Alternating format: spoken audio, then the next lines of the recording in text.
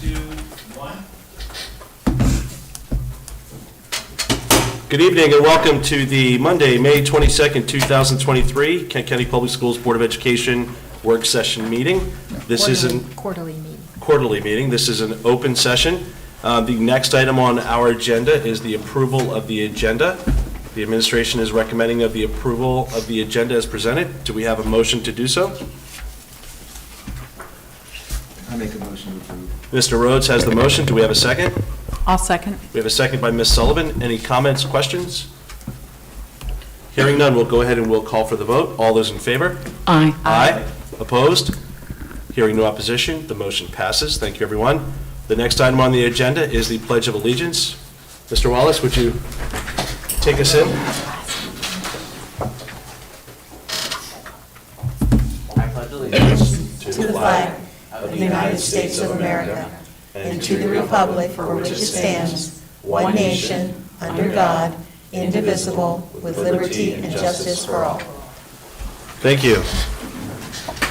Okay, the next item on the agenda is the fiscal year 23 graduation speaker.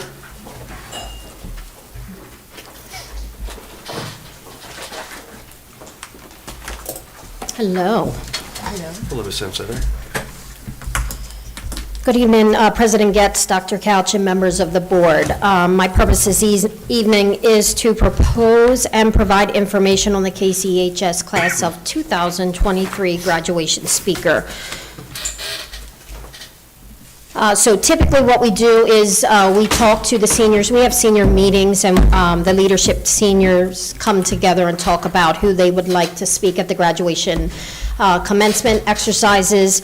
They usually suggest, and then seniors vote. So this year we voted on, and it was approved by the seniors, so we want to get it approved by you, or at least for information only. The senior class of 2023 would like to officially invite the following two individuals to be our graduation speakers for the ceremony. And would you like me to share the biographies, or? Sure.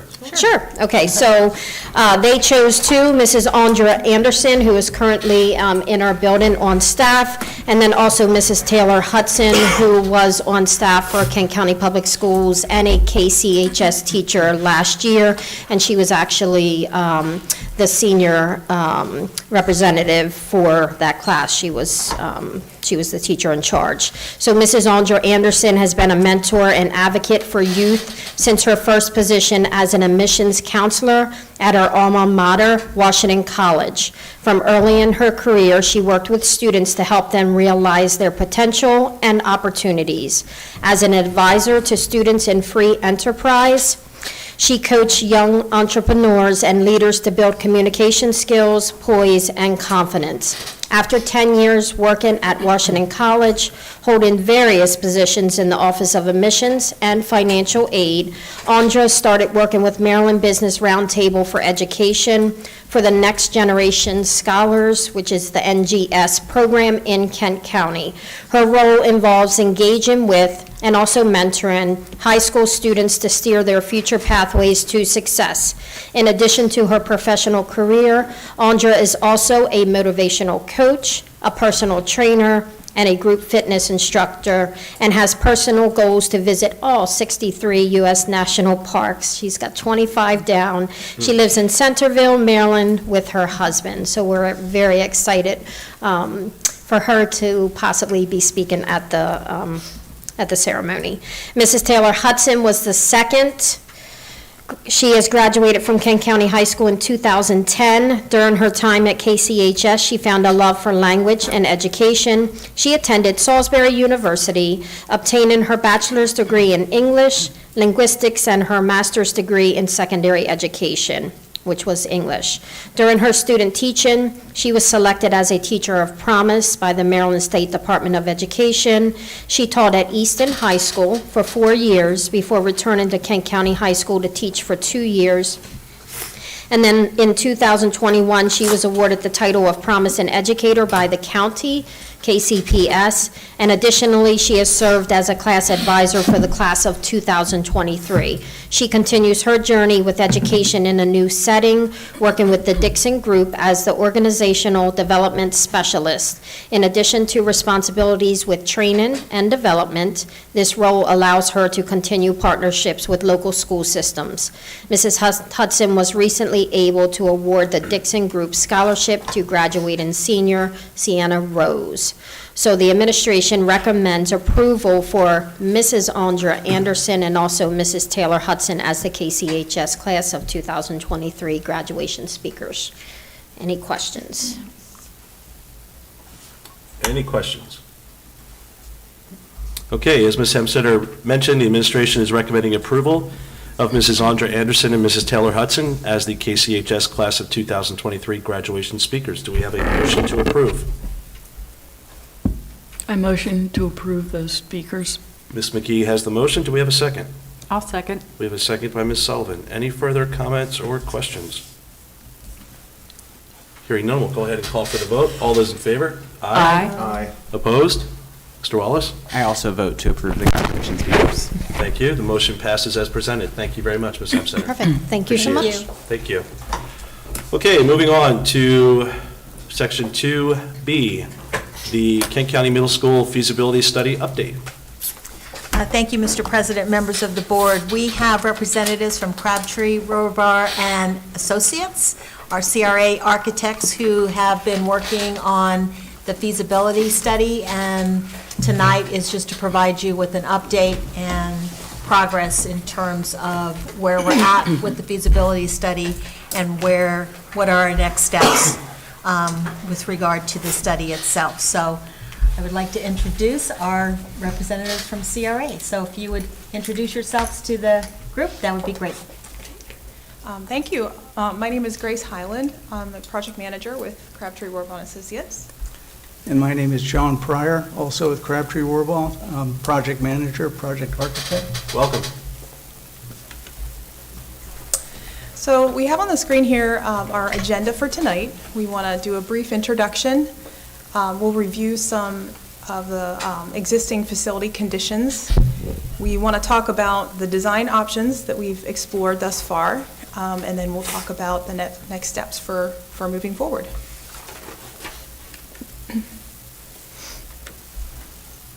And we already introduced ourselves. But we wanted to not only show you sort of the team that's been working with us at Crabtree Rohrbar, but also the consultants which have all been contributing to the study. We have GYPE Associates, our mechanical, electrical, plumbing engineers. AdTech are our structural engineers. Davis Moore Sheeran and Associates are our structural engineers that are working with us on the study. And then, civil engineer, I'm sorry. And then, of course, Farella Group, who is providing the cost estimates that you'll see here, the numbers that are in the study. So just a brief intro as to why we're here. We're here to look at 5 different options that will modernize the Kent County Middle School. We're going to endeavor to, each option that we look at here tonight endeavors to meet the newly approved educational specifications for the middle school. And they all do meet that to a greater or lesser degree. We'll, as we get into each one, we can kind of explain some of the limitations of the existing facility. But all of the options endeavor to meet that ed spec. And then we are following the IAC feasibility study guidelines. So the design goals, overarching design goals for the study, we're going to identify and address the existing facility needs to modernize the facility, extend useful life of the physical plant and the operational systems, and increase the efficiency of the space in terms of how the space is used, and also the building systems. We will be realigning the middle school grade configuration. So currently the middle school is a 6 to 8 building, and it is planned to be a grades 5 through 8 facility. And we're going to address the functional and educational deficiencies based on the ed spec. We're going to be meeting 21st century educational standards. And of course, we are providing preliminary construction and project cost information so that you can prioritize and budget for your needs. So some of the methodology, I'm going to explain some of the work that we've already done and what that work is, what we've been evaluating based on. We reviewed the existing drawings. We reviewed the approved ed spec. We did a thorough investigation of all the building systems, the building envelope on site. So we and our consultants all toured the buildings and made a lot of observations. And we performed on-site evaluations of the program areas and the site and building systems, observing the traffic patterns, the challenges on the site that you may have, and how we would want to address those. And of course, we gathered information from administrators as well. We met with both the middle school principal and also the high school principal, because some of the options that we're going to look at impact the high school. So we evaluated all that information based on building code, including life safety code and accessibility, your program needs, life cycle expectations, sustainability goals, and also CPTED, or crime prevention through environmental design, which is safety and security.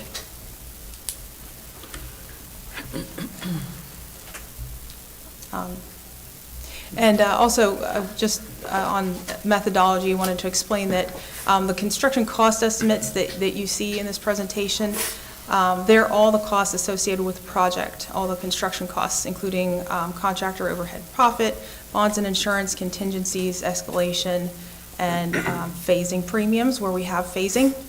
And just to clarify, we do not include the design and engineering fees, permit fees, testing and inspections, financing, or the loose furniture and equipment that would be furnishing the building. Okay. Before we get into the new construction, the fun stuff, we're going to look at the existing facility, look at the building and site. The existing facility, the original construction was 1950. There was 3 additions, 52, 1960, and 1976. Now, that does not mean there was nothing done to the school since 1976. We had some what we call small cap projects where, you know, they may have taken the roof and replaced the roof back in the mid-90s. Windows and entrance doors were replaced at a certain time. Security systems were installed over the years. Different things like that were done over the years. Smaller projects that we call cap projects were done then. However, no comprehensive renovation has been done since 1976, where you take the whole building and renovate it, do additions or whatever you need to do to improve the educational standards for the building. Some of the challenges with the existing building are code, ADA compliance, energy efficiency with the existing envelope. Because it's already built, we can't really take the walls apart and rebuild them the way they should be built. You're left with what you have. So we really can't do much about that. Access to daylight. A lot of these interior classrooms do not have any daylight whatsoever. And with all the different additions, it seems like everybody chose to do a different structural system. And instead of following the last one, they chose to do something different. So that even makes it more complex to try and get in there and do renovations of that existing building. We're going to run through some pictures here of the existing building, but one of the things we're starting with is the main entrance, which is a fine, it looks good. But one thing you'll see throughout the existing building is, as far as from an ADA or Accessibility Disabilities Act, this building is not ADA compliant at all. And it starts with the main entrance. You see the stairs there, but there's no ramp or anything to get up into the building. This last, in the back here, we're looking at the last, one of the last additions, which is one of the additions we're going to be tearing down as part of the option 1, which is to renovate and provide additions to the existing school to meet our educational standards. But because of the way this was built, it's like 3 different buildings coming together in one addition. So it was going to be very complex to add on to it or to change it, so we decided that was probably the best thing to do with that whole thing, is just get rid of it and start over again. These next slides are up on the roof. The roof is in very poor condition, a lot of leaks. You'll see through a lot of these pictures, all these patch marks, those are places where they got up on the roof and tried to patch things together the best they could. Everywhere where you see stones out of the way, that's where they tried to patch. This is a picture of the second floor windows. You can see underneath the precast lintel, I'll call it, there's some steel, and the steel is very corroded. So in order to fix that, we're going to have to remove all the brick above it, replace that steel, and then put brick back up.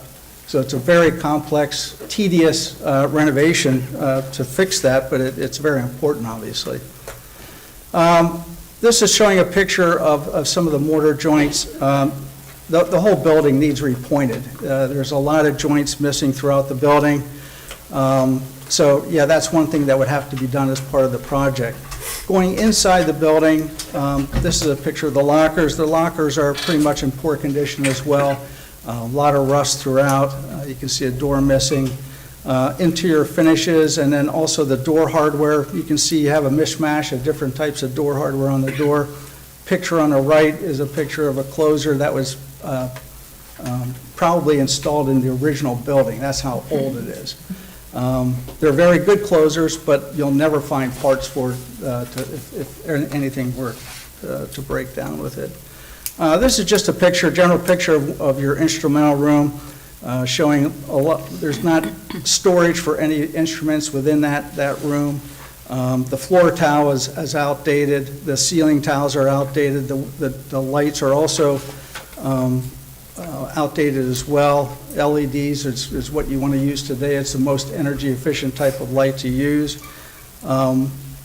And this is just some miscellaneous pictures. This is a floor tile. You can see it crumbling away. There's one of your toilet rooms. You can see the tile on the middle picture on the floor was removed because there was walls there. So that was never really patched. But there's a lot of conditions like that. The door on the left is a wood door that was replaced because the other door either got ripped off the hinges or just wore out. And then the picture on the right is just showing some of the door frames. Hollow metal door frames are starting to rust. Here's another picture of the bathroom. You can see the floor patching, and that happens throughout. You'd probably want to go over the whole new floor finish rather than trying to match existing. One of the urinals on the left was removed, and they just patched it up with a wall panel. And again, with the roof leaking, you'll see a lot of this throughout the school. Also in this picture, you see a couple different types of ceiling tile. So it's just a mishmash of ceiling tile throughout. And again, the floor tile in poor condition. This was the one addition that we looked at that we were going to be demolishing, but this is just a pipe coming through the ceiling from the roof drain up above to get into the wall to get where it needs to go. And again, really wasn't much thought as far as covering that pipe up or doing something with it so you wouldn't see it. But there's just so many things like that within the existing school that are going to need work pretty much throughout. And it's going to be challenging because of all those things. Just some stats with the existing facility. The current state-rated capacity is 645. Enrollment from grades, last year's enrollment was 400. Proposed state-rated capacity is 612, and the enrollment for grades 5 throughout is 520 students, which is based on 85% utilization as required by the IAC. Existing building square footage is 78,785, and a construction budget that was inserted into the ed spec lists the renovations, additions, renovations at a budget of $41 million. Now, this budget includes building construction, site development, and a construction contingency, but does not include site acquisition, consultant fees, or movable fixtures and equipment.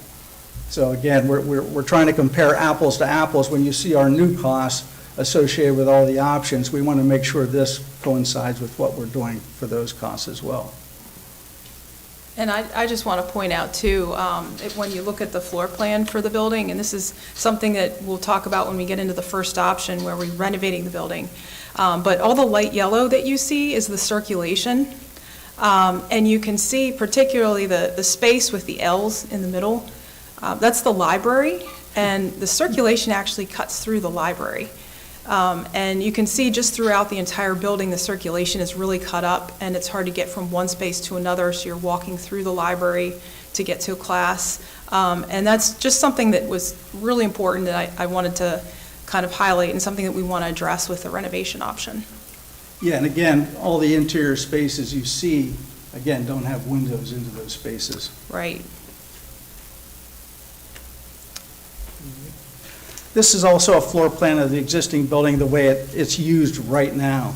And if you look to the right, you can see the colors, blue, green, and red. The blue ones indicate spaces, existing spaces that are oversized by more than 10% of the programmed area. Green is within 10% of the programmed area, and red undersized by more than 10%. So from this, you can see that the gym, the cafeteria, and some of and the library are actually oversized at this point.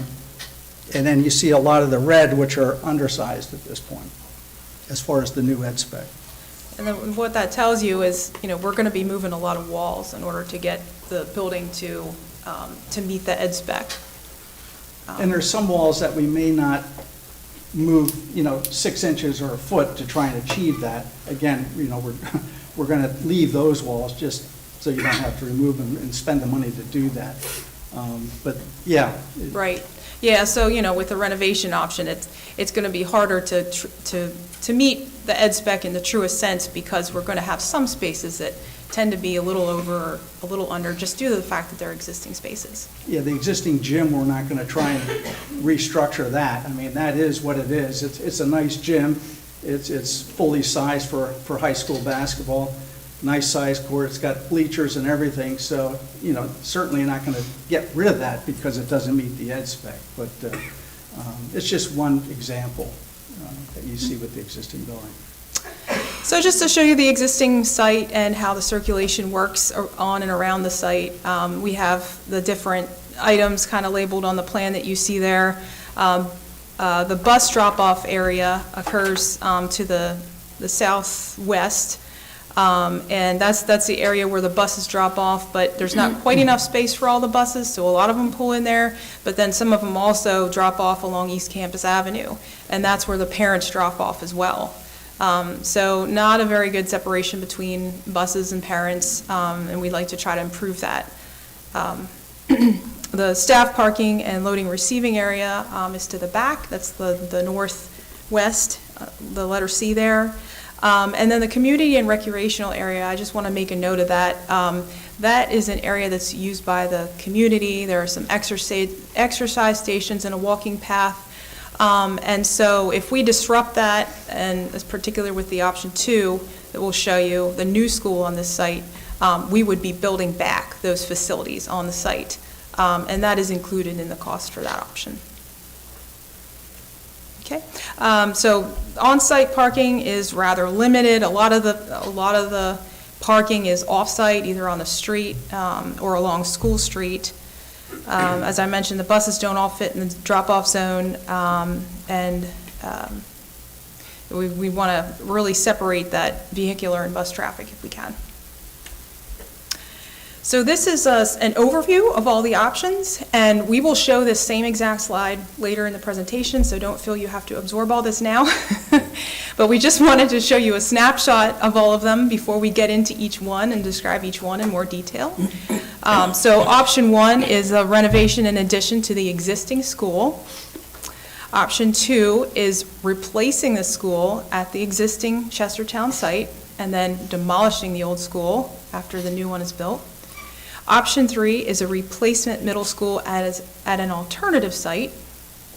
Option 4 is a replacement middle school at the Wharton site, and the Wharton site is the same campus that the high school and the former Wharton Elementary School are located on, which is now used as the bus depot. And then option 5 is a replacement as an attachment to Kent County High School. And the idea there would be that some of the program could be shared with the high school. Okay, so option 1, you'll see there the hatched areas with the diagonal striping. Those are the new construction option, or the new construction areas. As John mentioned, there are some areas of the building that we just feel would be too costly and complicated to renovate. So that classroom wing, we're kind of rebuilding in that same general area. We're also expanding the kitchen and loading area at the back of the building. And then at the front of the school, the existing administration suite is very much undersized. The spaces are very small. We're going to be expanding that whole area, so that hatched area is a new addition for the administration suite. And then one other thing I'd like to note, where you see the red arrow, that is what we're proposing as a new main entrance. Currently, the main entrance is off of East Campus Avenue, and it'll kind of make a little more sense why we're doing that when we get to the floor plan. But we are proposing a new parking area right adjacent to the main entrance, and then reworking that bus drop-off area. So with this layout, all of the buses should fit in that bus drop-off area with that new kind of chevron parking layout. And then we're also expanding the parking at the back. So we'll actually end up with a substantially more parking spaces with this layout. And then the parent drop-off would still be along East Campus Avenue, but we are proposing kind of a little zone that they can pull in to get them off the street a little bit more. So this is the floor plan for the renovation option, option 1. We are proposing to sort of reorganize the way the building is now with the circulation, whereas I mentioned a lot of the spaces you have to walk through one space to get to another. We're trying to provide a much more clear circulation path, relocating the library. That's the purple area in the L there. The A, the H, and the G are the administration, health, and guidance area at the front of the building. That's that new addition that I showed you. And then the new entrance kind of off the side there, and you see the community health suite on the other side of that vestibule. The gym would remain where it is currently. We're just kind of reconfiguring where the locker rooms are. Under this organization, this would allow the 5th grade, which is new to this building, we would put the 5th grade upstairs by themselves so they could have a little bit of separation. 8th grade is located in that new wing, kind of also a little bit separated from the others, and then 6th and 7th grade are kind of in the middle area. Where's the entrance in this new configuration? Oh, yeah. It is, let me see. It's where you see between the A and the C, that Okay. kind of salmon color there. Yellow square. Yeah, that would be the secure vestibule that you would come into before you enter the rest of the school, that little yellow square down there. And then we have the science rooms and collaboration spaces that are associated with each team. So this renovation would support the teaming concept that the ed spec talked about. So it would support the educational objectives a little better than the current building.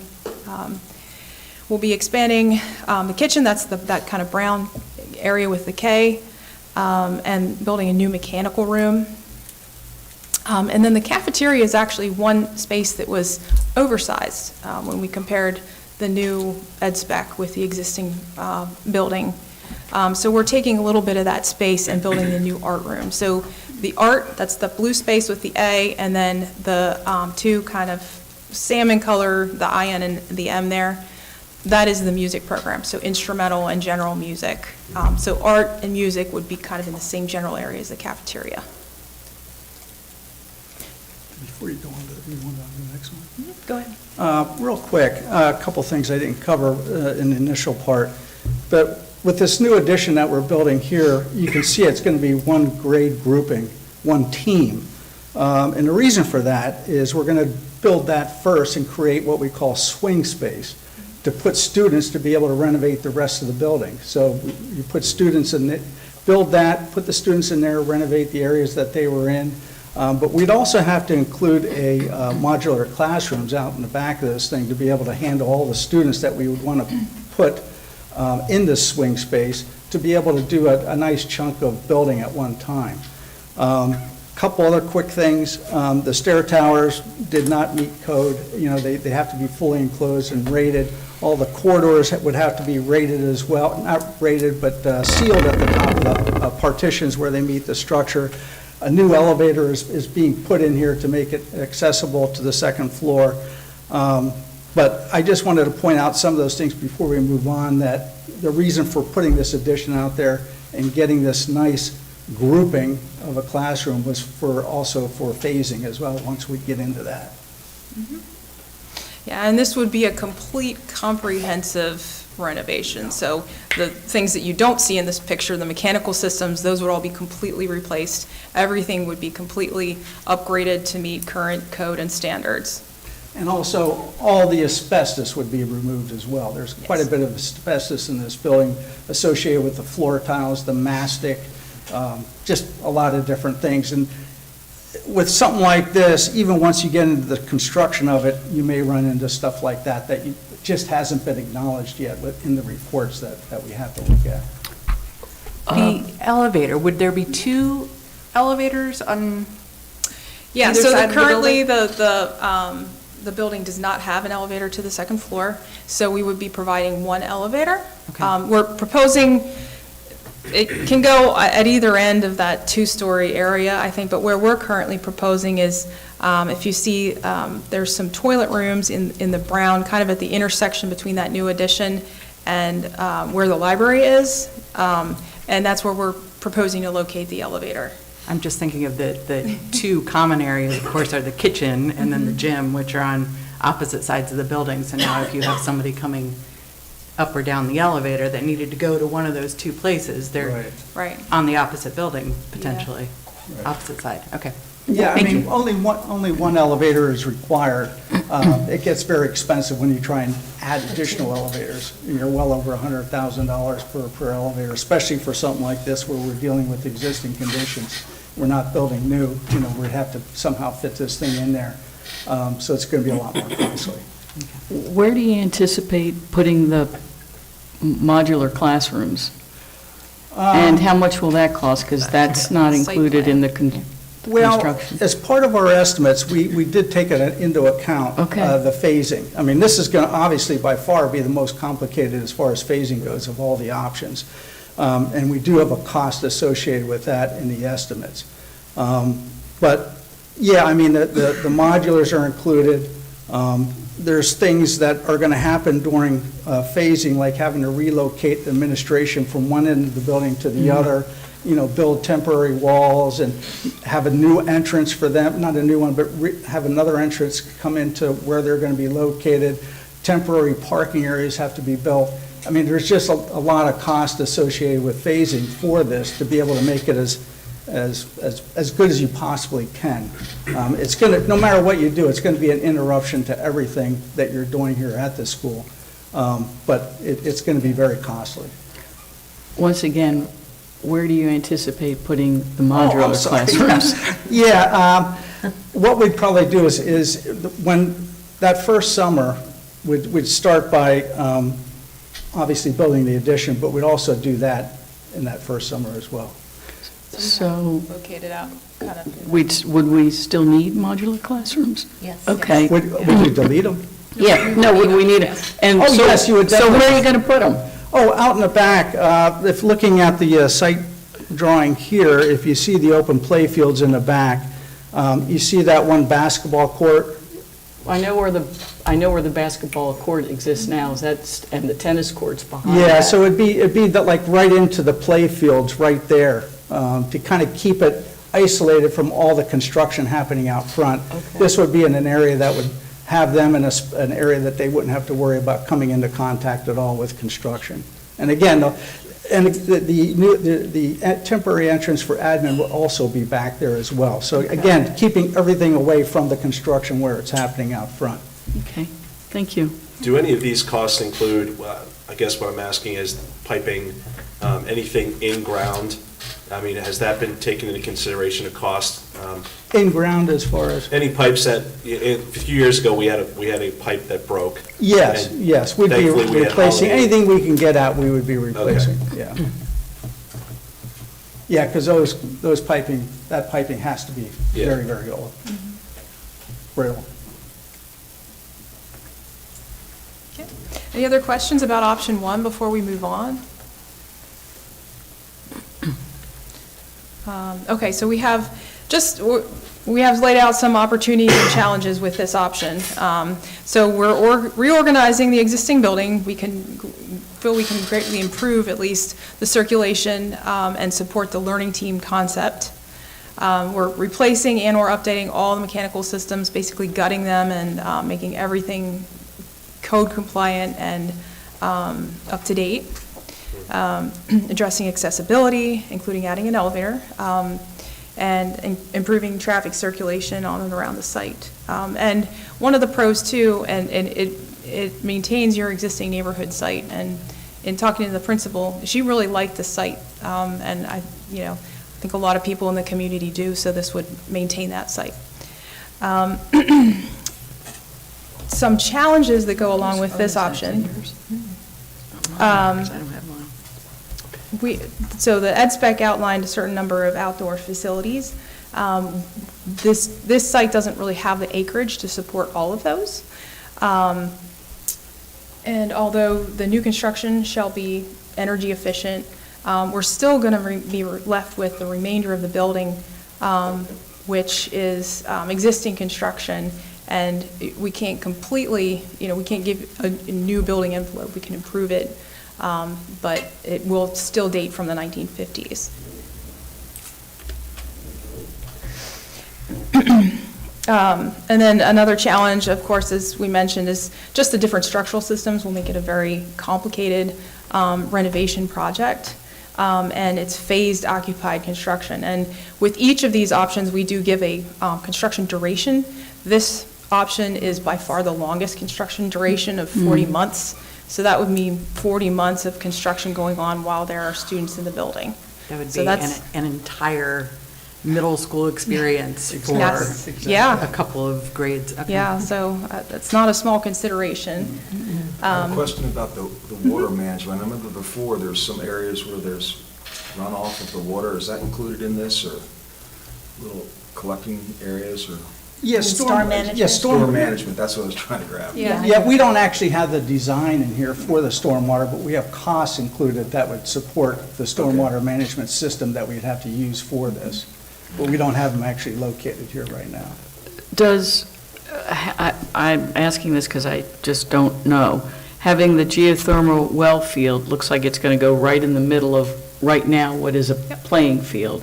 Once that's in place, will it preclude kids playing? Nope. Okay. Well, yeah, one of the ideas with that, and I've done it before on other projects, is the summer before all of this would start, would put in the geothermal well field, so that they could get in there, dig the wells, put it in, and then redo all the grass and everything, so that till we get to the following summer, when they'd actually start the project, that'll all be grown in and nice, so that they could use that for play area. I know, I don't know how long ago it's been now, time goes so quickly, I'll say 10 years ago, but Washington College did the same thing on their main campus, and it did not affect their ability to use that Right. campus for all sorts of things, Right, so. yeah, this was so the existing green space would then be restored. And you could Okay. use that for play Right. area. Oh, yeah, absolutely. Yep. Thank you. And then just a couple other challenges with, John mentioned the abatement of hazardous materials. We're going to try to do all of that over the summer if possible, but, that's another piece that makes the phasing a little complicated. And then many of the existing classrooms don't have windows, and there's really no way of adding windows. We can add skylights, but, a lot of the spaces are still going to be interior just because of the existing layout. And then we're improving adjacencies, but not necessarily ideal. Just a snapshot. Again, this is a 40-month phased occupied construction duration. And then the costs there that are associated with this option, including all the phasing and everything, is $49.8 million. Okay. So option 2, this is the replacement middle school at the existing site. So we would propose to build the new building at the far opposite end of the site, so that could be constructed. As John mentioned, we could do the geothermal well field first, so that we are not impacting that play area during construction or impacting it the least. And then so that would probably happen the first summer. Then we would construct the new building, and then the drop-off areas in the front, and then finally the existing building would be demolished as the last step. So you can see there, we have separate parent and bus drop-off loops indicated there on the plan. So the traffic would still come in off of East Campus Avenue. That's kind of where most of the parents tend to come from. But we would be pulling them off the street so that to get them off the street and separated from the general traffic. And then where you see the arrows, the large red arrow there by the buses, that would be the main entrance. And then the smaller arrow you see around the side, that would be the entrance to the community health center. And then at the very back of the building is the access drive for the service and loading area. So that all would be entirely separate from the drop-off areas. And this is our proposed floor plan for the replacement middle school, the new school. It is a 2-story layout, and we're proposing to go with 2 stories just because of the tightness of the site. We wanted a really compact building footprint that would fit well on the site. And actually, if you go back and look, it's about the same size as the existing building, or maybe a little smaller in terms of the footprint. So on the left there, kind of the vertical bar there on the left, that's all your core facilities. This is a 1-story portion of the building. We have the gym, the cafeteria, the stage, all the high volume spaces along that side. And kind of moving back, then we have the kitchen in the back and the music to separate the music acoustically from the rest of the building. So at the very bottom of your screen, the A is the administration suite. That yellow box there, that's the main vestibule, the secure vestibule that you would come into. And then off to the left, our health and guidance. And then if you remember around the side, that C there, that's the community health center. So an advantage of this is that you would have that would have its own separate entrance for security purposes. And then that vertical bar along the right side, that's the 2-story classroom wing. So we have 5th and 6th grade currently on the first floor. We have 5th kind of located closest to the front of the building in the administration suite. And then 7th and 8th grade are on the 2nd floor. And then the 2nd floor in the front also contains the library and the art room and the technology classroom. And another great thing about this floor plan is your core facility spaces, they're kind of separate from the classroom wing. So in the evening, if you have events in the gym, the classroom wing can be totally locked off for security purposes and kept separate from the spaces that the public might be using. And these are sort of open atrium areas to let in natural light that I'm seeing on the Yes, first floor? anything that's white. So we have a courtyard. There are 2 kind of courtyard areas there, and they would be bringing natural light into all the classrooms. So all the classrooms in this design would have natural light, windows directly to the outdoors. Mm-hmm.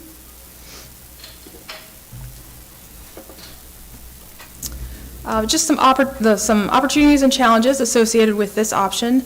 It's a new, modern, energy-efficient building. It'll have a completely tight, up-to-code building envelope. It will provide all the desired adjacencies and meet the ed spec. We will not have occupied phasing of the building in this option. And we're able to improve circulation and safety on the site, I think even to a greater extent than we were with option 1, just because we're doing more on the site. And we get those separate drop-off areas for both buses and parents that brings them off the street. And again, it maintains, as in option 1, it maintains the existing neighborhood site. So challenges associated with this option, again, the site acreage is not going to support all of the outdoor facilities that were outlined in the ed spec. The construction activity will have some impact on the daily function of the middle school, including limited play areas, but it certainly will not impact the day-to-day as much as option 1. And just a summary of this option, this is a 24-month phasing duration. We're anticipating the construction of the building to take approximately 18 months, and then to complete the demolition of the existing building, including all the abatement that will have to be done, is an additional 6 months. Yeah, and the site work, then after you take the building down, you got to Yep. redo the site, get it all leveled out. So that'll take a few months as well. And we're estimating $55.8 million for this option.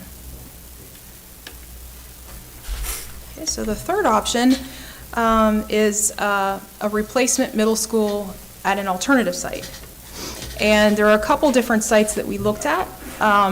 Each site has some challenges, so we didn't come up with a design per se for each site, but we did account for it in our estimate.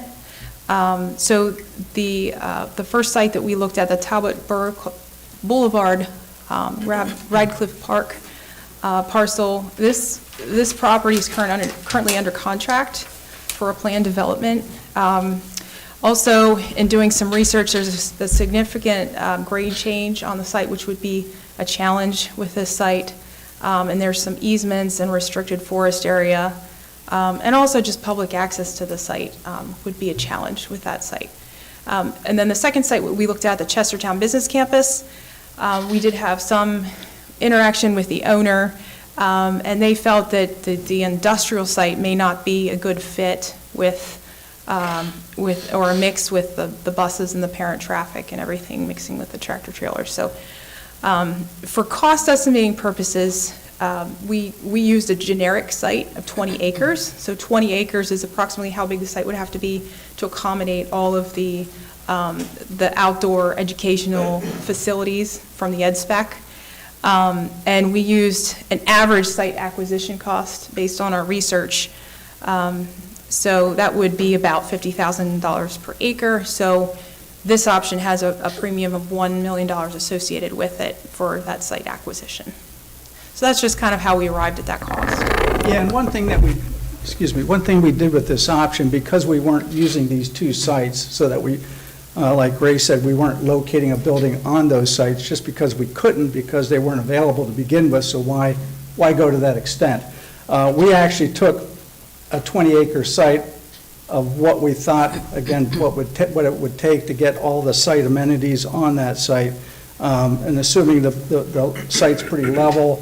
We had a number of things associated with this site that we don't have, just to be able to put a cost to it. Because we wanted to have that as part of the whole study, is just to have that one option, so that you could have an option that would have everything in your ed spec. So, yeah, that was the whole thing with this option 3, even though we don't have an actual site. I mean, a lot of the things are going to be similar to what you've seen so far, separated drop-offs between bus and parent, all that stuff, parking, and then the athletic fields that would be required per the ed spec. The building itself could be the same building that we already showed you, but again, we know those costs. So we wanted to have that one option, though, just to be able to show everybody the difference. What's the acreage of the current middle school? 15 acres. Okay. Okay. So just showing the same floor plan, we're kind of operating under the assumption that it would have a similar floor plan for this option. And option 2, opportunities for this option, the same as option 2. This will be a new modern and energy-efficient building. We will not have any occupied phasing at all because we'll be building on a totally new site. The site would be designed for good traffic circulation with separate, we'll have plenty of room for separate drop-off facilities. And then, depending on the site selected, the new site could be sufficient in size to provide all the outdoor facilities per the ed spec. And then just the challenges, the alternative sites that we analyzed are isolated and without any, they're kind of remote and they don't have any educational advantages to locating them on that site. And at this time, we don't know whether a property meeting the required criteria will become available. So we listed that as a challenge. So just the summary of this option, we're looking at a construction duration of 18 months. And our estimated construction cost for this option would be $61.3 million. And two things real quick, I'll just interject on this particular option. You'll see that the cost of this option is the most, which I was surprised at myself. I would have thought a site that we don't have any obstacles that we got to phase around or anything like that, I was thinking, boy, this is going to be the cheapest one. Part of the reason why it's not is because of all the site development that you'd have to pay for up front. There's a lot of infrastructure not coming into that site, of the site that we're thinking about. There's no infrastructure, so all that would have to be brought in. There'd be more play fields, so additional site costs for that. Phasing, it would be next to nothing, but there are all these other things in there that are included in that cost that we'd have to, stormwater would have to be another one as well that you'd have to pretty much bring into the site. So it's a new site, not been built on, so you're going to have a lot of those things up front that you got to pay for because of that. So option 4, replacement middle school at the Wharton site. This is the high school campus. And just to kind of orient you to the campus, just a few things located on the aerial view. Letter A is the Kent County Community Center, which is not on the campus, but is close by. We have the bus depot, the former Wharton Elementary School, the high school stadium, and then the high school itself. And then the star that you see there is where we're proposing to locate the new middle school. And there are a few challenges that we identified with this site as it is currently, including difficult wayfinding. So the high school main entrances are not easily identifiable. They're marked with signage, but you really have to kind of look to find it. And then the mixing of bus and vehicular traffic on site as well. There are no they're separated as much as they can given the location or the constraints of the site.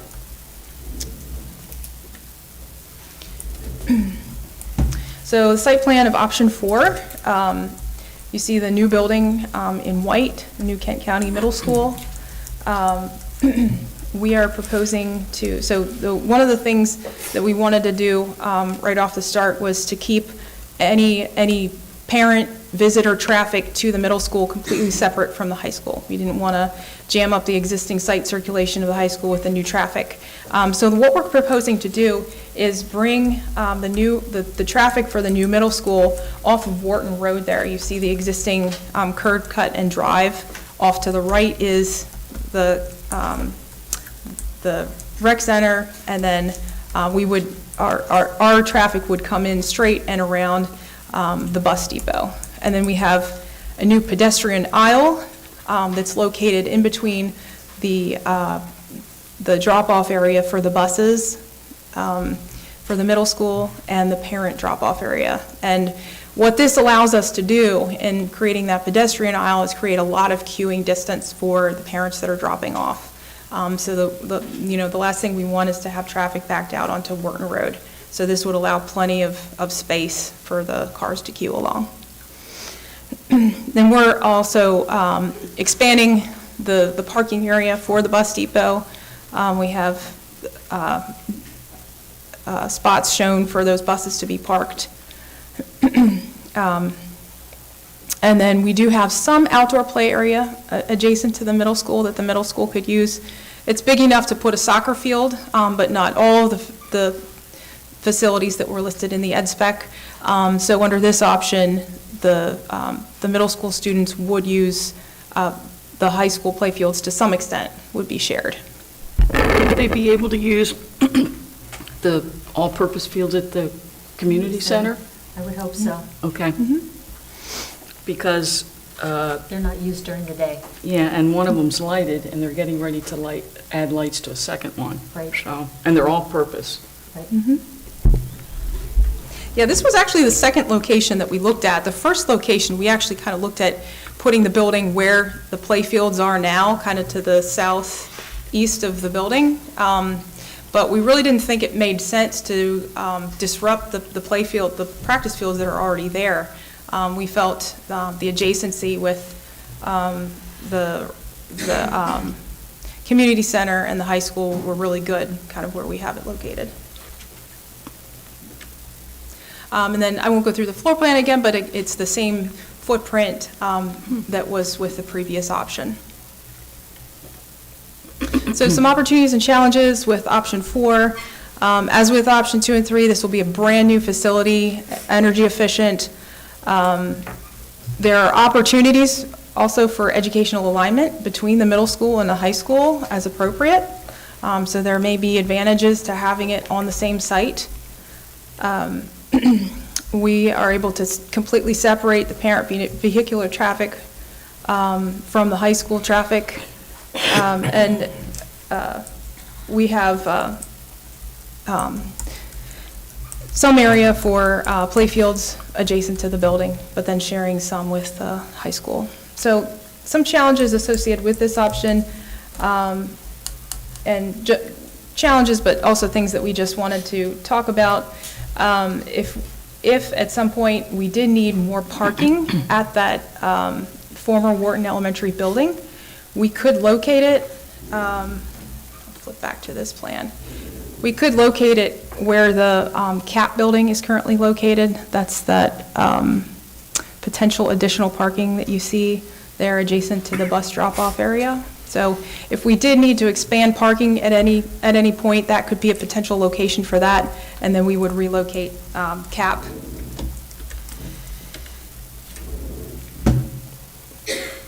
And then the construction on the campus will have some minor impact on the daily function of the high school, but I think it's kind of located by itself, so I think the impact would be minimal, but there may be still some impact there.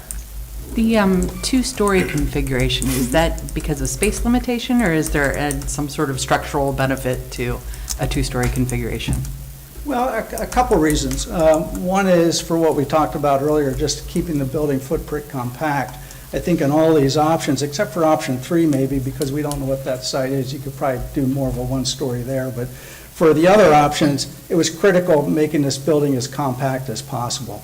Plus, there's a lot of advantages, especially in stacking those two floors right on top of each other. It's very cost-effective from a construction cost standpoint. So there's some multiple reasons for doing that. But I think for options 2, 4, and, well, not 5, but 2 and 4, definitely making it as compact as possible. Thank you. So we're estimating a construction duration of 18 months for this option, and then the cost associated with this option we estimate to be $54.2 million.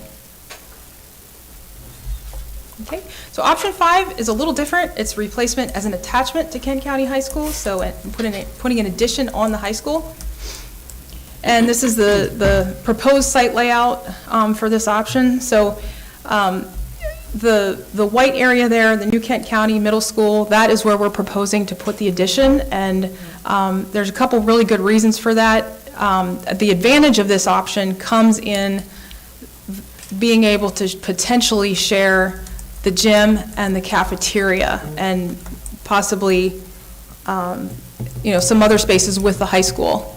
And so where we've located it is right off of the gym, and the cafeteria is just down the corridor for that. So we really felt that this location made the most sense for this option for that reason.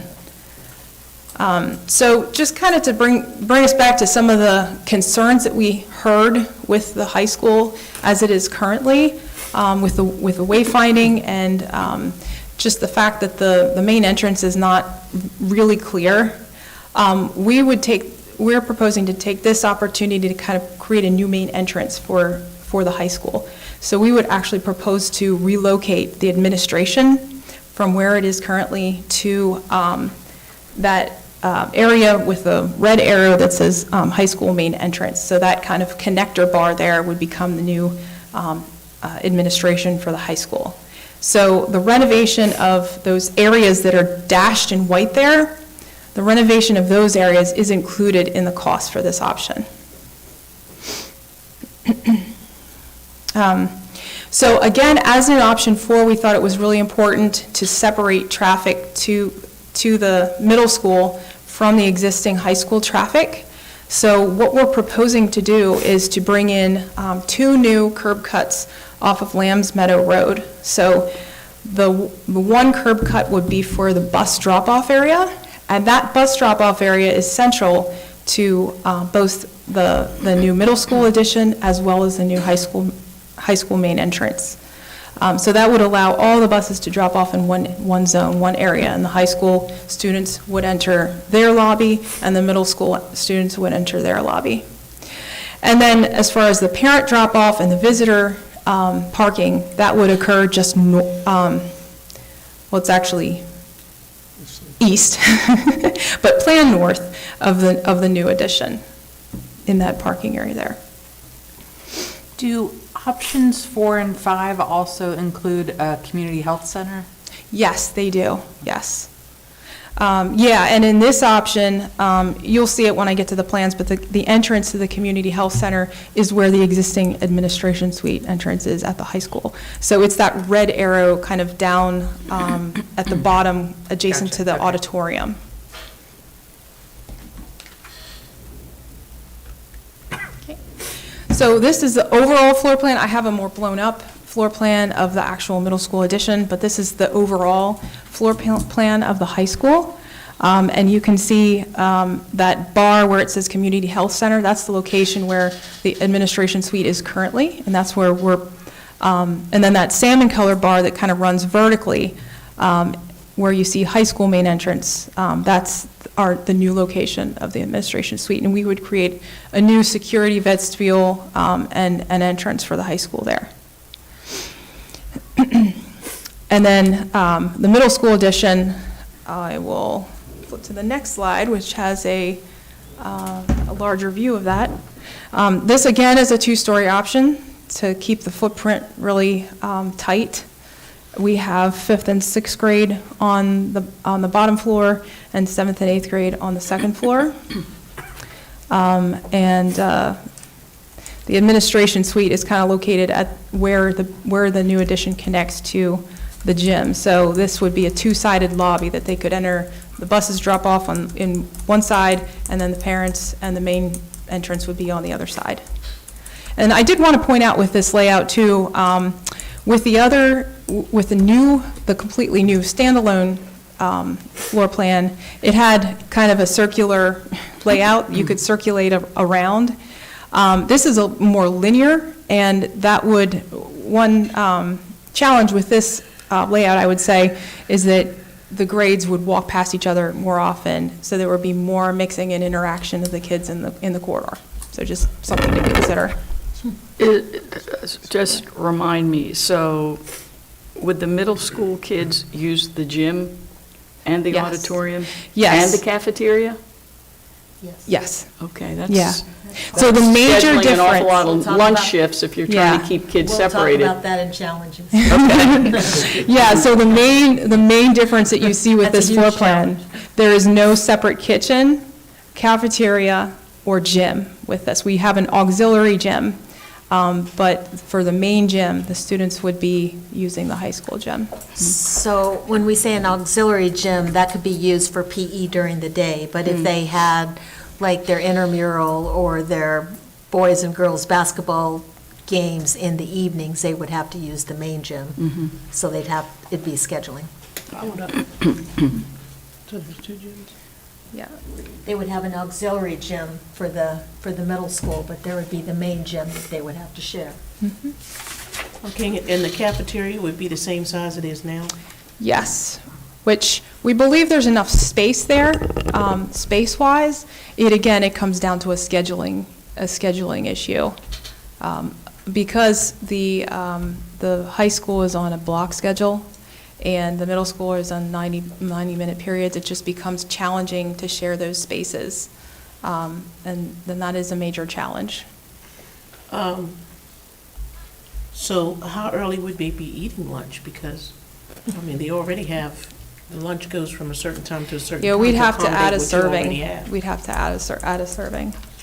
Excuse me? We would have to add a serving for, like, add another lunch period.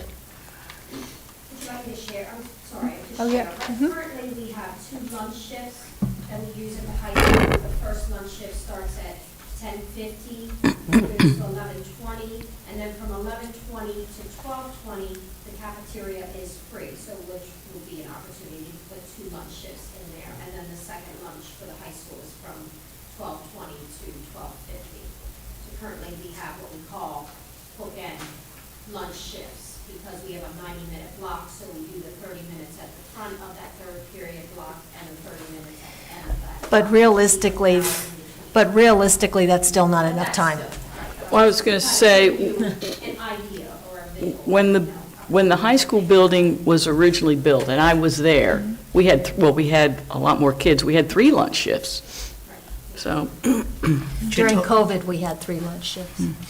But you're talking about feeding another 520 kids, Yeah. right? and I was Yes. just thinking that, the middle school population, even in the best world, is a challenging population, and this year it's been challenging for us, and the 2 biggest opportunities for those challenges to rear their heads Is is in the, unstructured time. well, I think it's in the changing of classes and lunchtime. Right, and Yeah. that unstructured Yeah, time. unstructured, I thought you said instruction time, No, yeah, it's the unstructured unstructured. time, yeah. And we'll have to get them all the way across the other side of the high school to get them to the Yeah. cafeteria. Yeah. And, there would be some mixing of the kids in the hallway, as they With move the from. high schoolers? Yeah, between the high school and the middle school, kind of as they move to those spaces. So that is another challenge. As a high school student, Braden, how does this sit with you? I don't think this is a good idea. I like that it's being shown as an option, but I don't think it's a feasible option for our students. I just don't think this is a very good idea, to put it point blank, I guess. I agree with you. I don't think it benefits the children. I mean, The younger ones. I see the cost benefit to it and the idea, but without like substantial new things to the high school, it just doesn't make sense to me to do it, and to then have the added obstruction of classes that you're probably gonna have. The benefit is not really there for me, so I don't recommend this one. So in the cost for this option, we did include the renovations of just the colored areas that you saw in the overall plan. But this option does not include any kind of overall renovation of the high school beyond those specific areas. Now, there's some cost savings associated with this, and we would have to go back to the EdSpec committee to address any opportunities to improve the high school if there was a cost savings and we had some money for that, but. Why did I think at one point what made this somewhat attractive was that we could piggyback in and make some improvements to the high school? I think we still have that list, but that's not But what that's- this portion is about. I gotcha, okay. There would be some improvements, but that would have to be determined. If we were to pick this particular option, then those ideas in terms of what we would do for the high school, we had limited money, but we would have to kind of prioritize those improvements. It wouldn't be a lot, but it would be some.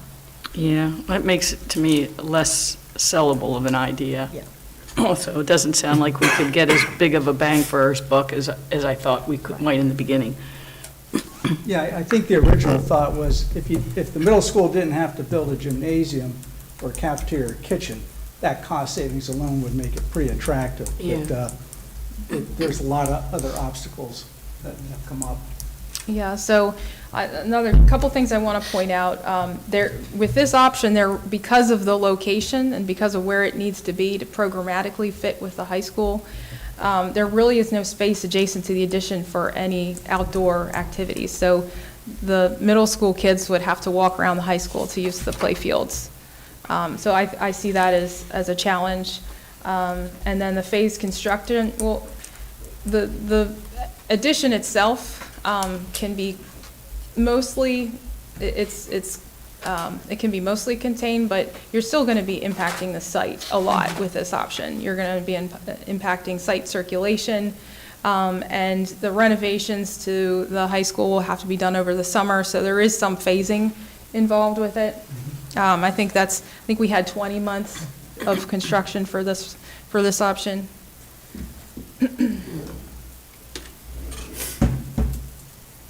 And then again, as we mentioned, it's somewhat separated, but there's still going to be mixing of kids in the corridors between the middle school and the high school. And then, of course, the major challenge, which is the scheduling challenge, the block schedule. So I'm guessing the square footage is smaller because Yes. a couple big compartments are already there, Mhm. but the cost is more. So that's, to me, is another, Well, this is actually the lowest cost option. but, Yeah. I mean, Okay. I'm sorry, except for option one. right, Except for okay, option yeah, one. okay. Yeah. The cost will be paid in another way. Yes. Exactly. And just to let you know, we did look at sharing the existing art and music classrooms and the library. We kind of looked at those spaces, but we kind of ruled that out just because of the scheduling issues. That's why you see in the new construction, we have art and music spaces included. Because again, with block scheduling, there's just no way to share. And the fact that the art program is pretty well scheduled, the teachers have full schedule, there really would not be any room to take in additional students in the art program. Okay. So again, 20-month construction duration, and this option is about $50.5 million. So just overview of all the options together so that you can see them again. I don't know if you have these. Yeah. Oh, yes, and I did want to note with the option 3, like we talked about the site acquisition costs, that is not included in the 61.3. I have an asterisk with the $1 million site acquisition costs. That would bring that option 3 total to 62.3 million. So, any questions about the options? Any that you want to see again, or? Okay. And just the next steps, kind of looking ahead, the month of June, there will be a number of community presentations and listening sessions that will take place regarding all the options. And then we expect to come back in July, and we'll have a final presentation and option selection at that time. Would you guys be heading up these listening sessions, or, okay. I mean, we need experts there. Oh, yeah, we'll be involved, yes. Okay. Yep. Okay.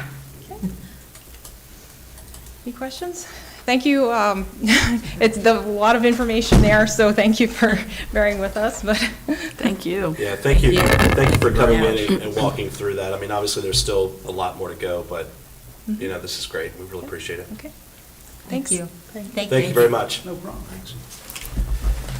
Okay, the next item on the agenda is the student member of the board recognition. Okay. So this is Braden's last board meeting. He will not be present for the June board meeting, which is typically when we do this recognition. And I just wanted to note a lot of Braden's accomplishments throughout the year before we go on and acknowledge him and take pictures, recognize him. But as you know, he was a student member of the board. Good night. Student member of the board this year. He was also the executive president for the Kent County High School Student Government Association from March 2022 to present. He was the co-founder and president of the Kent County High School Mental Health Club. That was a new club that was started in December of 2021. He was social media coordinator for Kent County High School Interact Club from December 2021 to present. And he was the new member liaison for the Kent County High School National Honor Society from December of 2020 to present. So he's been a very busy young man. Yeah. So I do want to note that we have a proclamation for Braden. So we are naming Braden Michael Wallace as the 2022-23 Kent County Student Member of the Board, whereas Braden Michael Wallace has enhanced his knowledge of the governance of the school system by tirelessly serving as student member of the board during 2022-2023 school year, and whereas he has given of his own time to serve with Kent County Public Schools Board of Education, where he has represented the students of Kent County Public Schools by providing thoughtful input and information to our board members and stakeholders, and whereas he has personified integrity through high moral and ethical standards while serving as student member of the board, now therefore be it resolved that the Kent County Board of Ed does hereby officially recognize Braden Michael Wallace for his service and dedication to his position as student member of the board, Kent County, Maryland, for the school year 2022-23, passed and approved this 22nd day of May 2023. So, congratulations.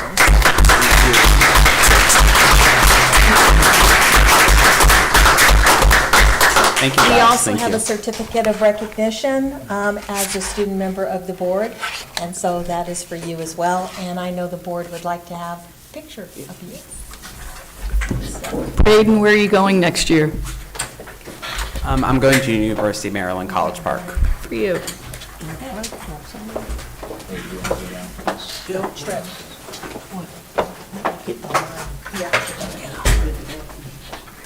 Oh, it's usually, it's just. No, please.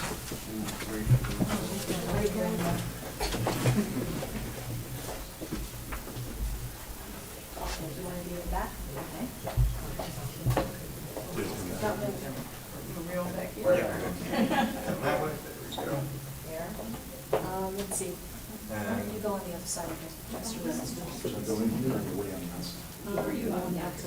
Right here. Too short. Too short.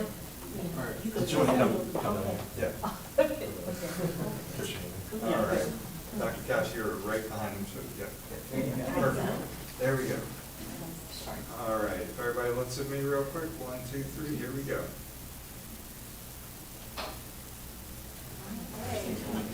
Excellent. Thank you.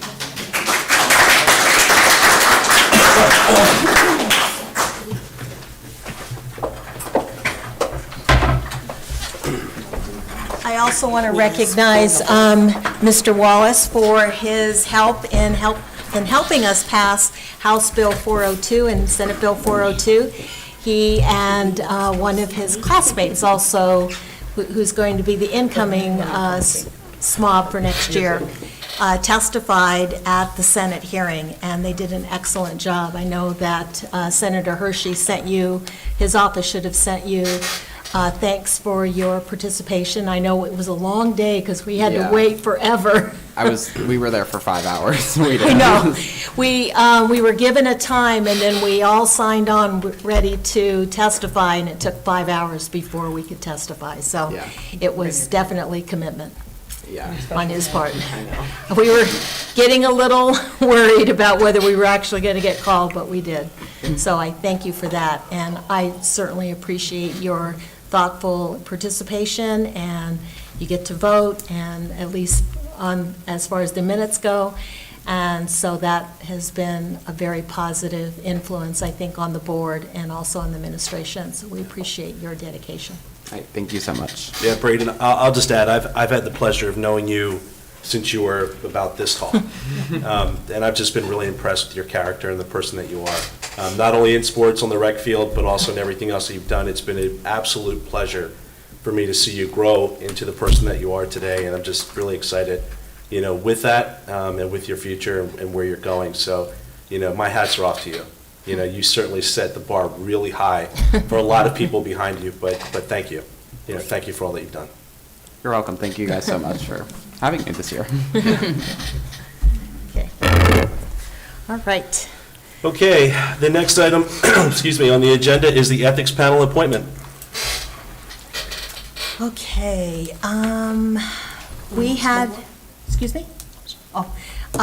We had a resignation from one of the members of the ethics panel, so we talked about that at the last board meeting.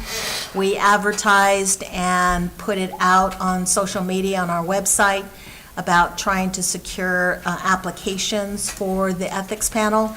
And the board has before you one application that we received from a community member who does live in Kent County, and my recommendation is that, administration's recommendation is that we approve the appointment of this individual as an ethics panel member.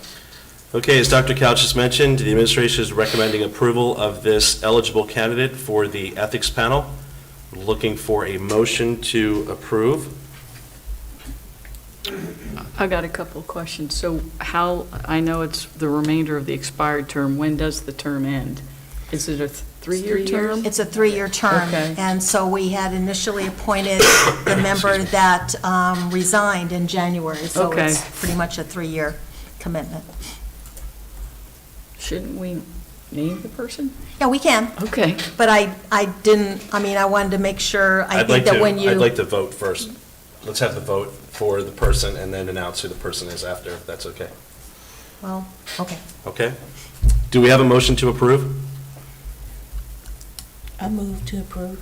Ms. Dorsey has the motion. Do we have a second? I'll second. We have a second by Mr. Rhodes. Any further comments or questions? Okay, we'll go ahead and call for the vote. All those in favor? Aye. Opposed? Hearing no opposition, the motion passes. Thank you. Did you want to announce? It doesn't matter to me. Sure. You want me to announce Please, it? please do. Okay, I wasn't sure what we were doing. Okay, Beverly Brookmeyer will be the new member of the ethics panel. Okay, thank you very much. Okay, the next item on the agenda, the fiscal year 2024 superintendent's budget. Okay, so I will briefly, I won't go through the entire, we've seen the same PowerPoint forever. So I won't go through the whole presentation, but I did want to call your attention to a couple of portions of the PowerPoint that have been changed based on the input that we had at the last board meeting. As you know, we had a significant deficit in our budget based on current year to FY24, and we knew what our amount we were going to get from the county. And when we initially cut our budget from 23 going into 24, we cut it by $700,000. We looked at all of the factors that impacted our budget. We also looked at the mandated requirements for the career counselor and increases in retirement insurance and retiree health. What we were able to do is look at the total budget enhancement requests. As you know, the recommendations from the departments and our schools amounted to about $1.5 million. The board cut that down to about 112. We were able to move most of those, about half of that, into a grant, the ESSER grant, and the rest of it we had to include in the operating budget, which is increase in legal budget and also the special needs bus and the 2 maintenance vans. So that's why only 65,000 remained. And So- those were primarily staff positions moved to the ESSER grant, is that correct? No, everything that's up there was moved. Oh, okay. Yeah, it was mainly curriculum stuff. Gotcha.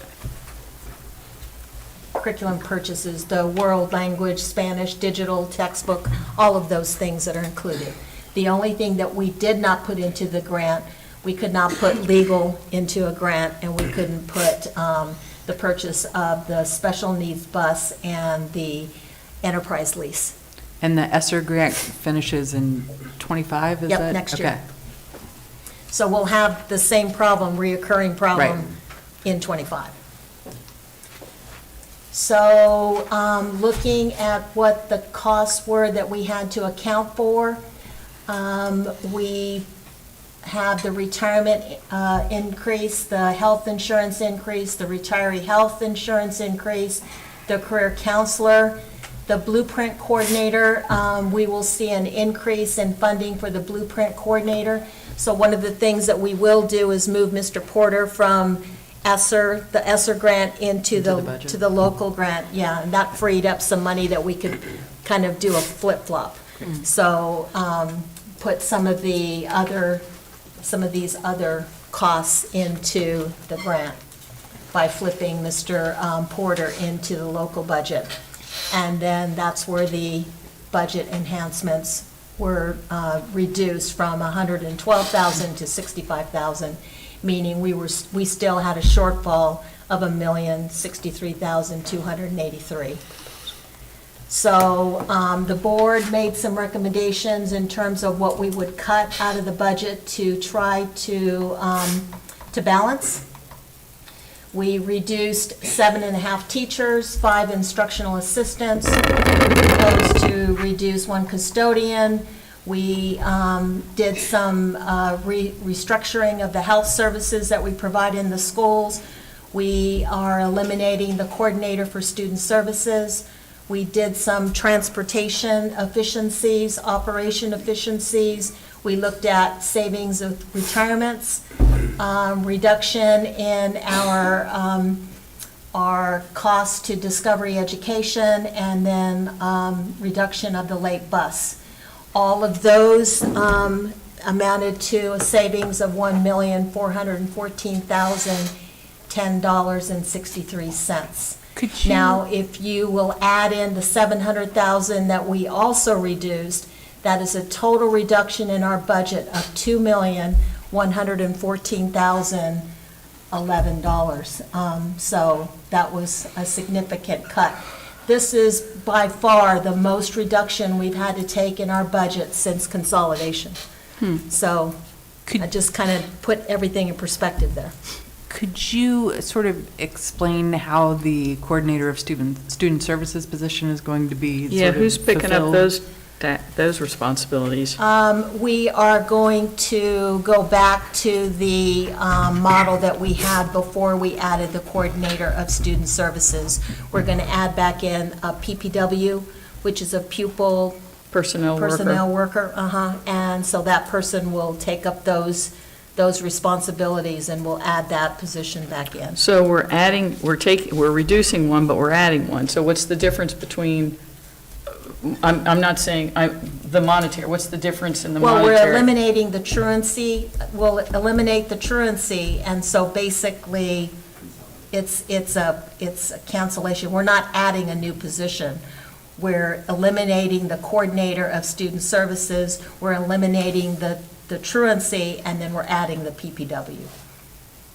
So it's a lateral for the person that's in the truancy position.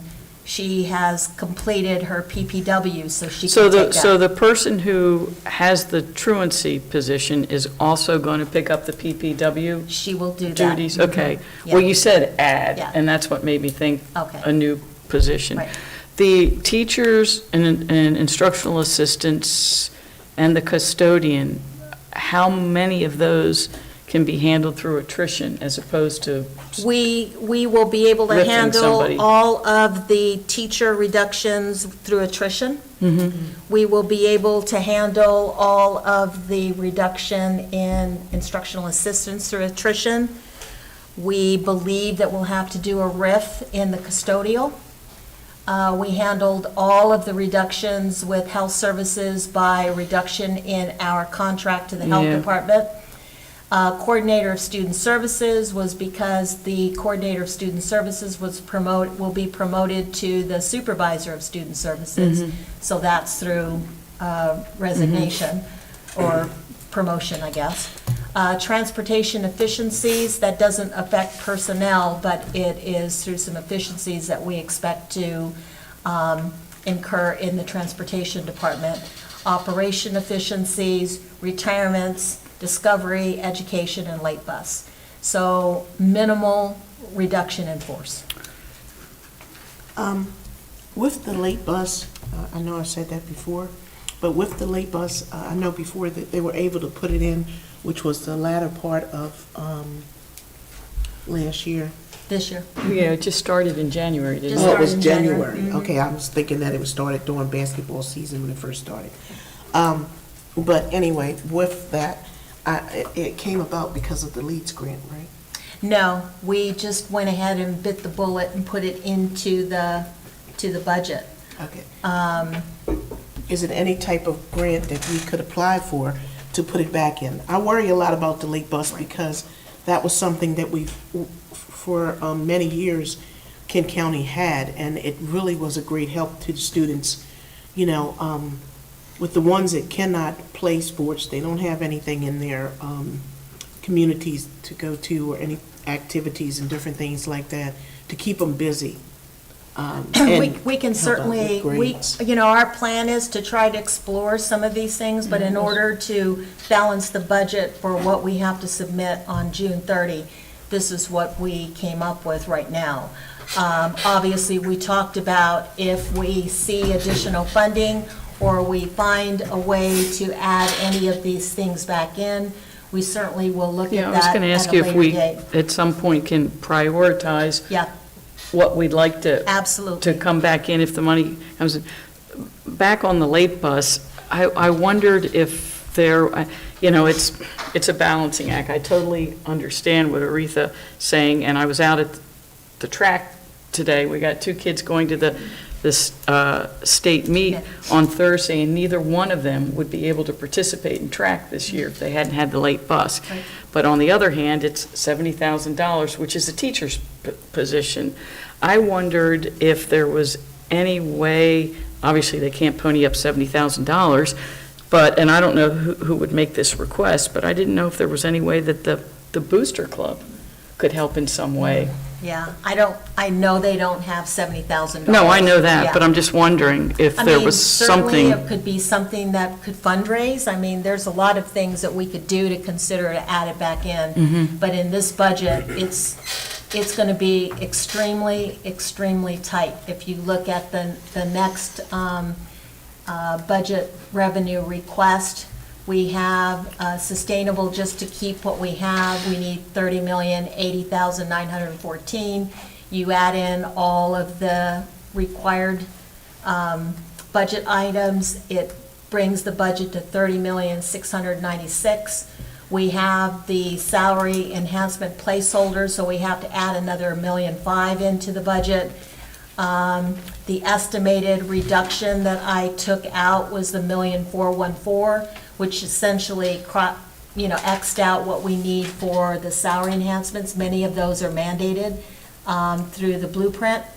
So we still needed $1,200,000 to balance. So I know we initially talked about taking $700,000 out of fund balance. I propose we take $800,000. How much will that leave us? That will leave you approximately $1,300,000. Okay. And remember, the thing that I emphasized when I was talking to the county commissioners is they are going into their fund balance to draft up their budget as well. So we have to be able to fill in the gap in FY25 again, because chances are they're not going to have an additional $800,000 to give us above MOE. So this really supports us and sustains us for at least a couple of years, and then hopefully we'll see some money coming in from the state and, advocating to get more money somewhere. You But- really, I'm not saying this sarcastically at all, I'm just asking, you really believe that this will support and sustain us for a couple of years? Because next year is going to be a whammy with 60,000 per teacher. Right, well, we don't have to do it all in 1 year. Okay. We have to make, we've got 3 years to make that progress. Okay.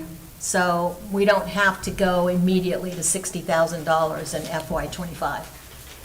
But it's going to be tight. I'll tell you right now, we watch every single penny into developing this budget, and we're going to have to put in some very strong safeguards in place to monitor the budget on a regular basis so that we can very much keep track of what it is we're spending.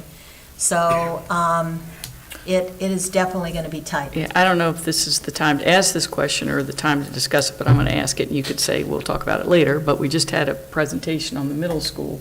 Given how tight the belt tightening we're doing, will that in any way affect our progression with making a decision on what to do about the middle school? So, and probably we should get through this first, and Okay. I'll be happy to answer that question. Okay.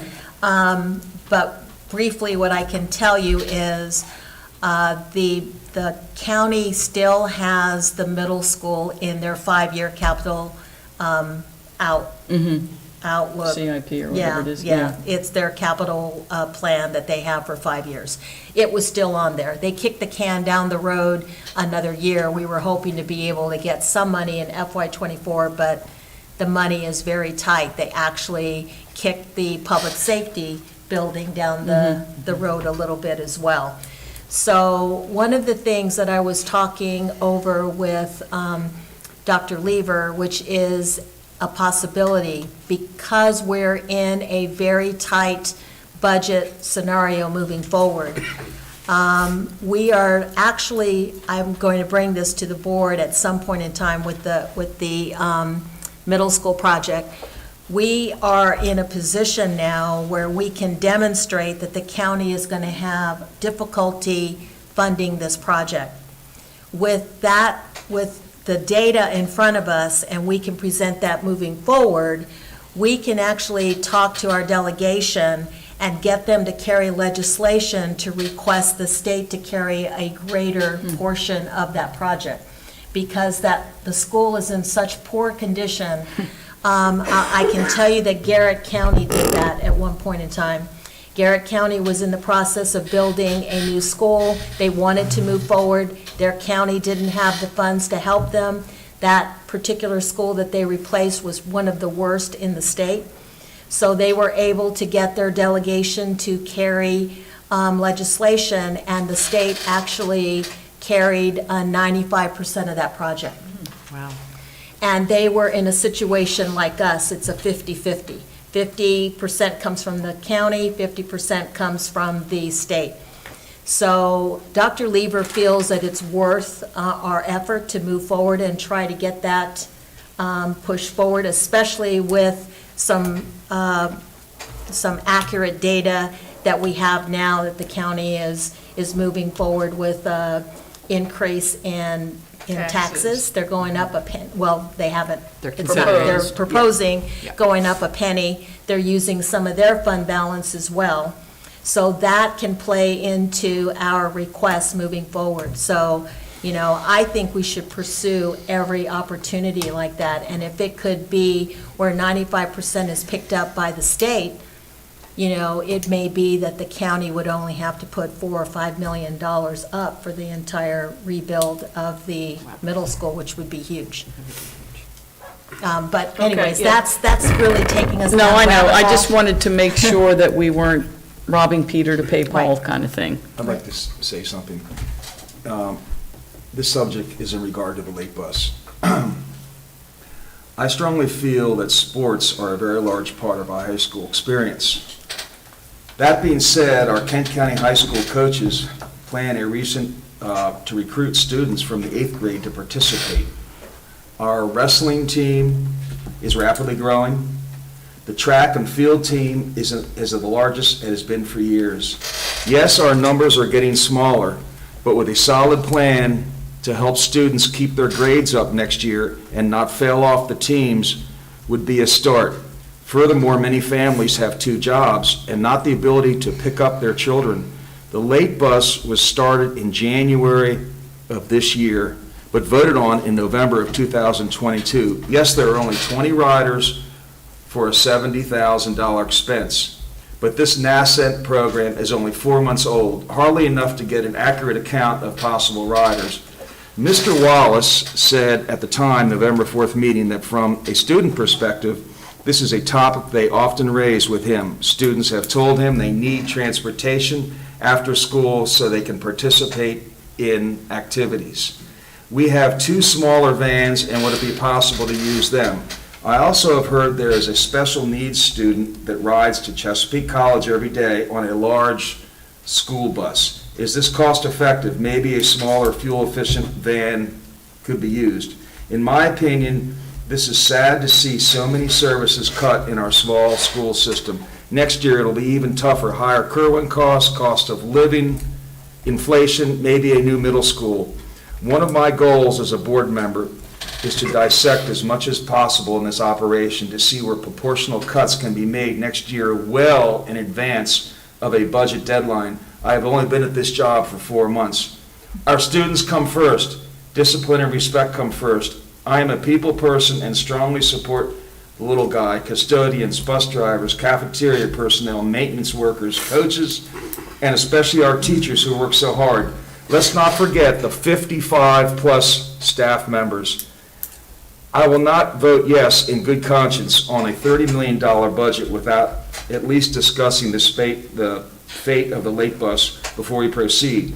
How about a half a year for the bus and take an extra $35,000 from the fund balance to at least have this work through next December so we can try to get a solid plan. The parents to chip, to talk about it, find out what sports teams can use it, and see if we can grow the numbers. If it doesn't work, I understand, but I don't want to take this away from the kids. There's so many people that, and I know sports is small. Trish, you've said that about how we're losing members, but I want to try to keep our members. I think it's very important for the high school. And look at our track team. We have a lady there that is so aggressive and has like triple the amount of people on the team. The wrestling team, from what I've heard, might have 75 people coming up to the high school eventually. So, and I don't know the other teams because I haven't had the time to explore it, but that's my opinion on the late bus, and I would think that if we could do it for just 1/2 year and come up with some money to continue it without voting to get rid of it right now, it would be nice.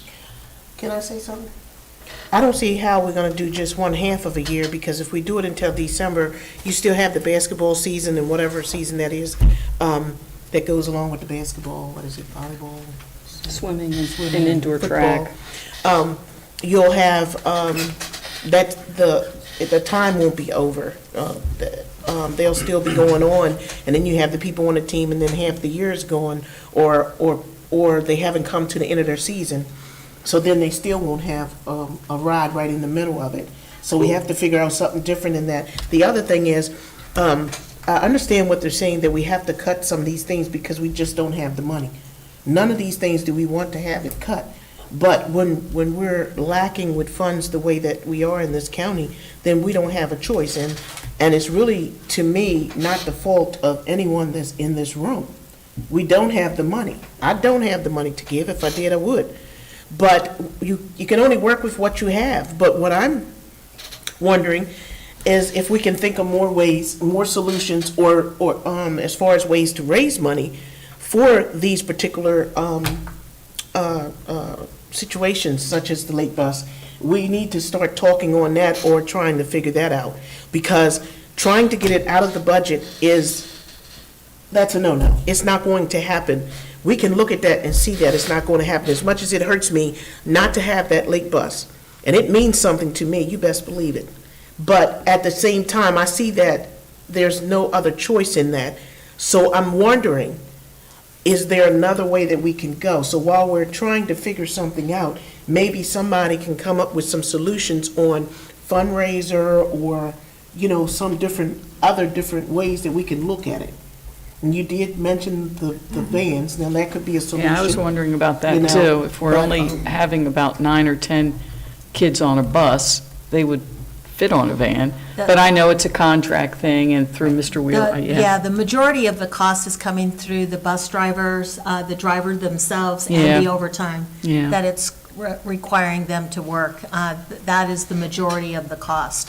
The fuel, the fuel is, we'll probably have some savings, but by and large, the largest cost for the after-school bus is the personnel driving, whether they are driving a bus, bus or or a they're driving a van. motor scooter, I got Could you. we get someone who's not going in overtime? No, the problem is they're all contracted to drive. They're contracted for 33 hours a week as it is. So that pretty much covers the runs that they have to cover. And we're paying overtime for the athletic trips, and then we're also paying overtime, we paid overtime for the late bus. We will have a little bit of savings because we're starting school a little bit sooner, like 10 minutes earlier for the elementary. So it'll be a very small savings that we would have. But for the most part, it's not going to impact the 70,000. So years ago, they used to, coaches would just take students home. You can't do any of that. You can't, I Yeah. know that. But that would be a really great option, there's one of the teams, we could take some of the students home. It's just sad to see this really nice function for the kids go away. We want to build up our teams. We want to have our students play sports. A lot of them are leaving. I don't know, does Queen Anne's County have a late bus? I don't even know. Yes, How about all the other counties? no. Just Queen Anne's? I don't know. I get it. Not every county has a late bus. Yeah, so just if I can cut in, so the purpose of this budget and what we are required to do by law is to present a balanced budget to the county commissioners. And if this is how it's broken down, and we have to present this balanced budget, at any point after this is presented, if we're able to come back and find those efficiencies, or find funding, or find something, we can do that. Right. We also don't know if we could potentially have another teacher or two resigning, which could potentially, make up, I know we're getting close to the deadline, but it could potentially, there's just that unknown. But for our purposes here, we have to present a balanced budget that afterwards, if there's something that's changed dramatically, or we can put it back in, we can always put it back in. Right, and the other thing, the other unknown, and I know I was actually answering an email a few minutes ago from Ms. Merritt. We still don't have the MOE calculation that we should have received at the end of last month.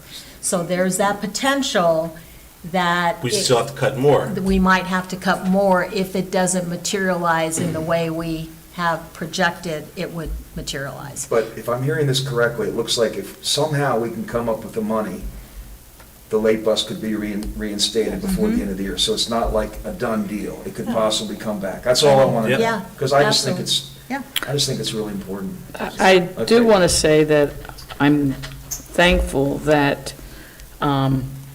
through attrition, we didn't have, it doesn't look like we're going to have to RIF as many people. affect instruction in terms of teachers and instructional assistants. Now, we might have larger class sizes, Yes. but, I know, but I'm just saying in terms of personnel, And that's we kind of might what- not have to hand anybody a pink slip. I am not comfortable at this point saying the first thing that we'll bring back necessarily is the late bus. And I just want to make sure that we're all kind of clear on that, because we have a lot of things to prioritize and an entire school system to think about. Right.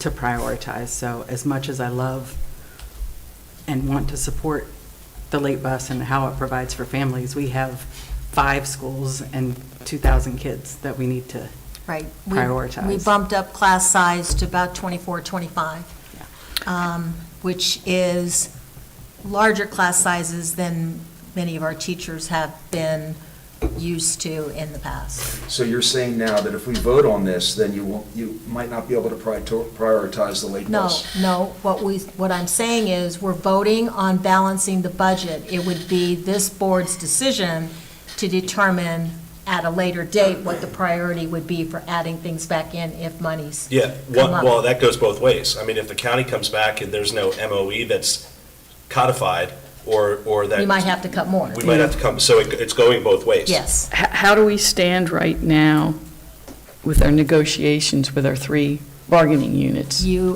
ratified the Teachers, teachers. right, We're yeah. still negotiating with the other 2.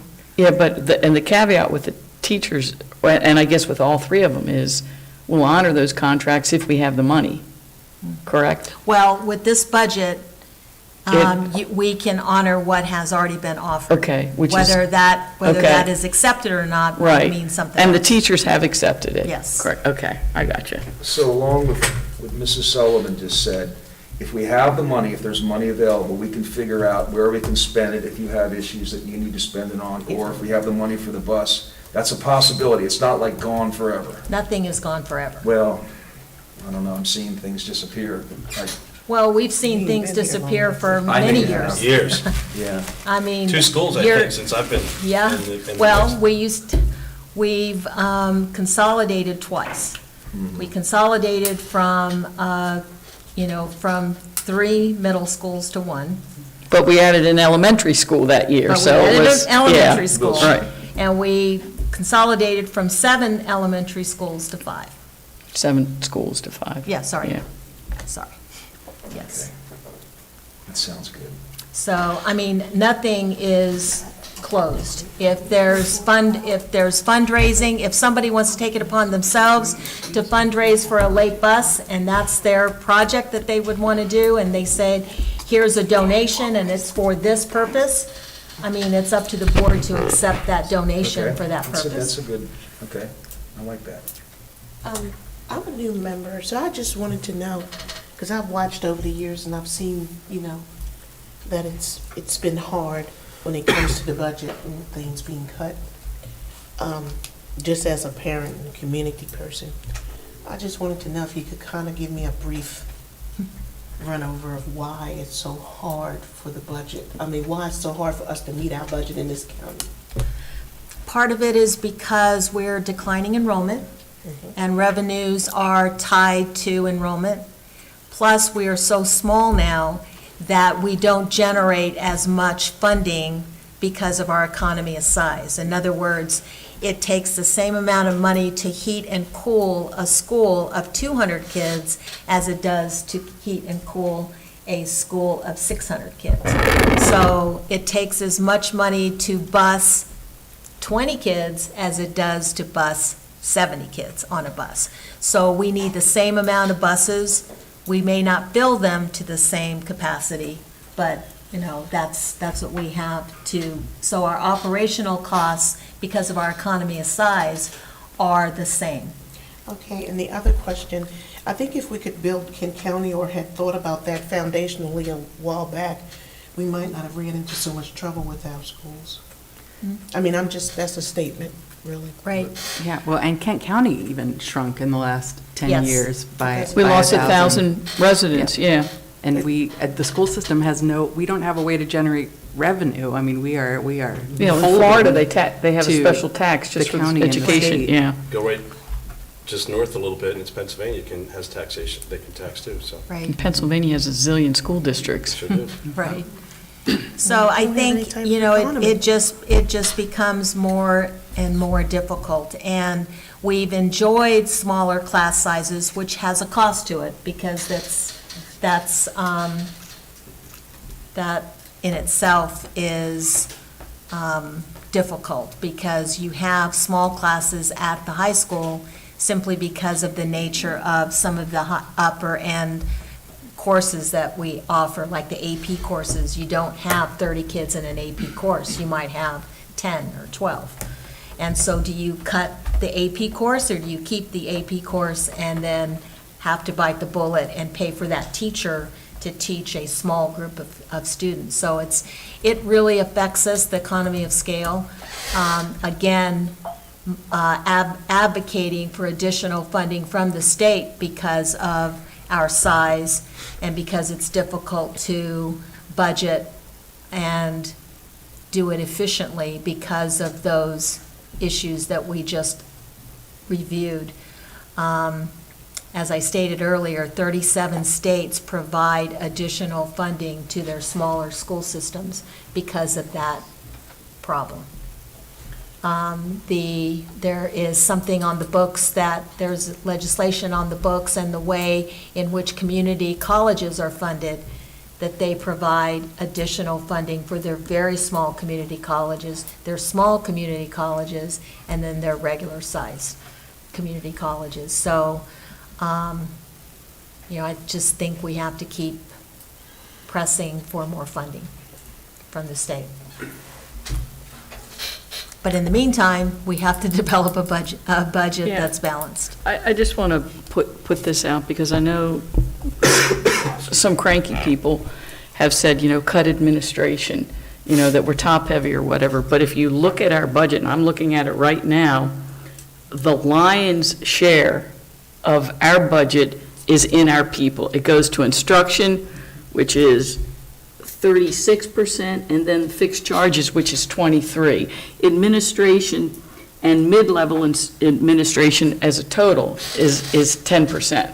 So, and what people don't seem to understand is when we offer programs, you have to have somebody overseeing that program. You can't have a school system, honestly, without a superintendent. You can't have somebody not in charge of instruction or not in charge of finances. No matter what school district you are, whether you're Montgomery County with 100,000 kids or Kent County with less than 5,000, you need those positions, and people don't seem to understand that. Well, and if you compare our org chart to other school district org charts, even the next smallest, we have half as many people. Yeah. As the next smallest The next school district. smallest school system to us is Somerset, and we have compared ourselves to Somerset. They have twice as many central office administrators than we do. Yep. And what I would say is typically when we've had to make large cuts like this, we have taken some of the cuts in administration. So. Yeah, I'm surprised you're not knocked over by a dust bunny in here compared to how this building used to be filled and what it is now. So, it's not easy. I don't know a school district anywhere that's able to fund both the needs and the wants.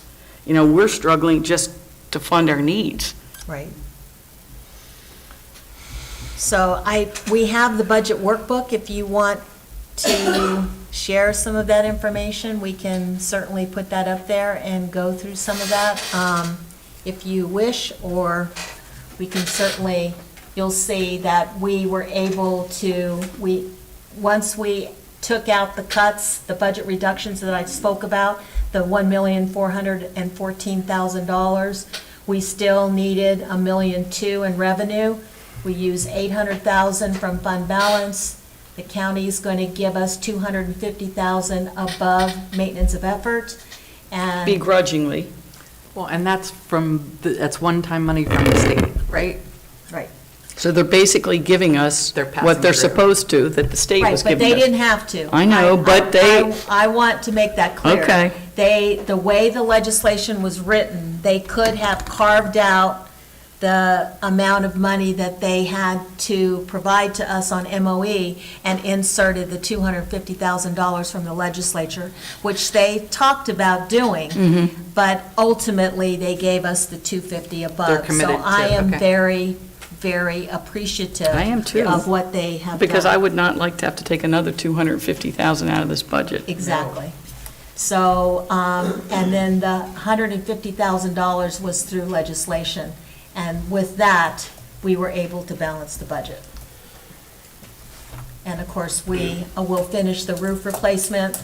We asked for $3.3 million for the design of Kent County Middle School. That was not taken out of the capital budget, but it was kicked down until FY '25. So again, we can share some of the information on the budget workbook. It shows the percentages. It's entirely up to you. But that is conclusion of our, we got it there if we can. Dr. Couch, can you speak to timing? You have it listed as an action item tonight.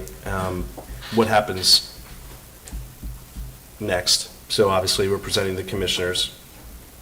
Yeah, what's the, yeah. The next is, once it's approved, then we can begin finalizing and getting what we can in place for the contracts for the teachers, that the KCTA, which they have approved, you ratified their contract as well.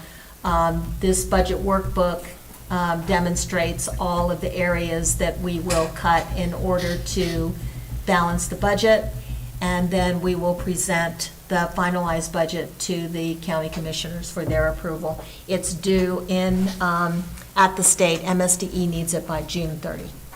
So when, do you have an anticipated date you'll go to the commissioners? Don't have that date yet. Okay. So we plan to vote on this right now. We have to. So I'm glad we've had this conversation because I feel like there are opportunities to add things back. I don't like to see things taken, but there are opportunities, so I like that. So. Okay.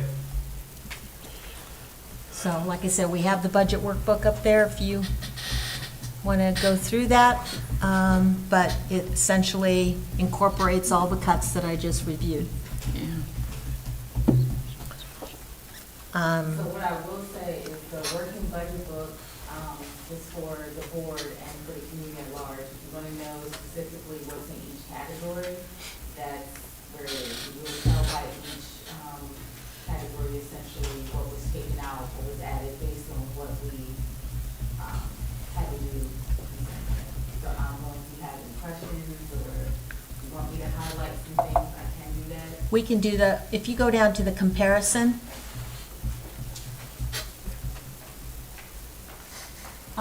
the reason why you won't see a lot of the changes in instruction, because we cut about $800,000 with the reduction of the teachers, $289,000 for support.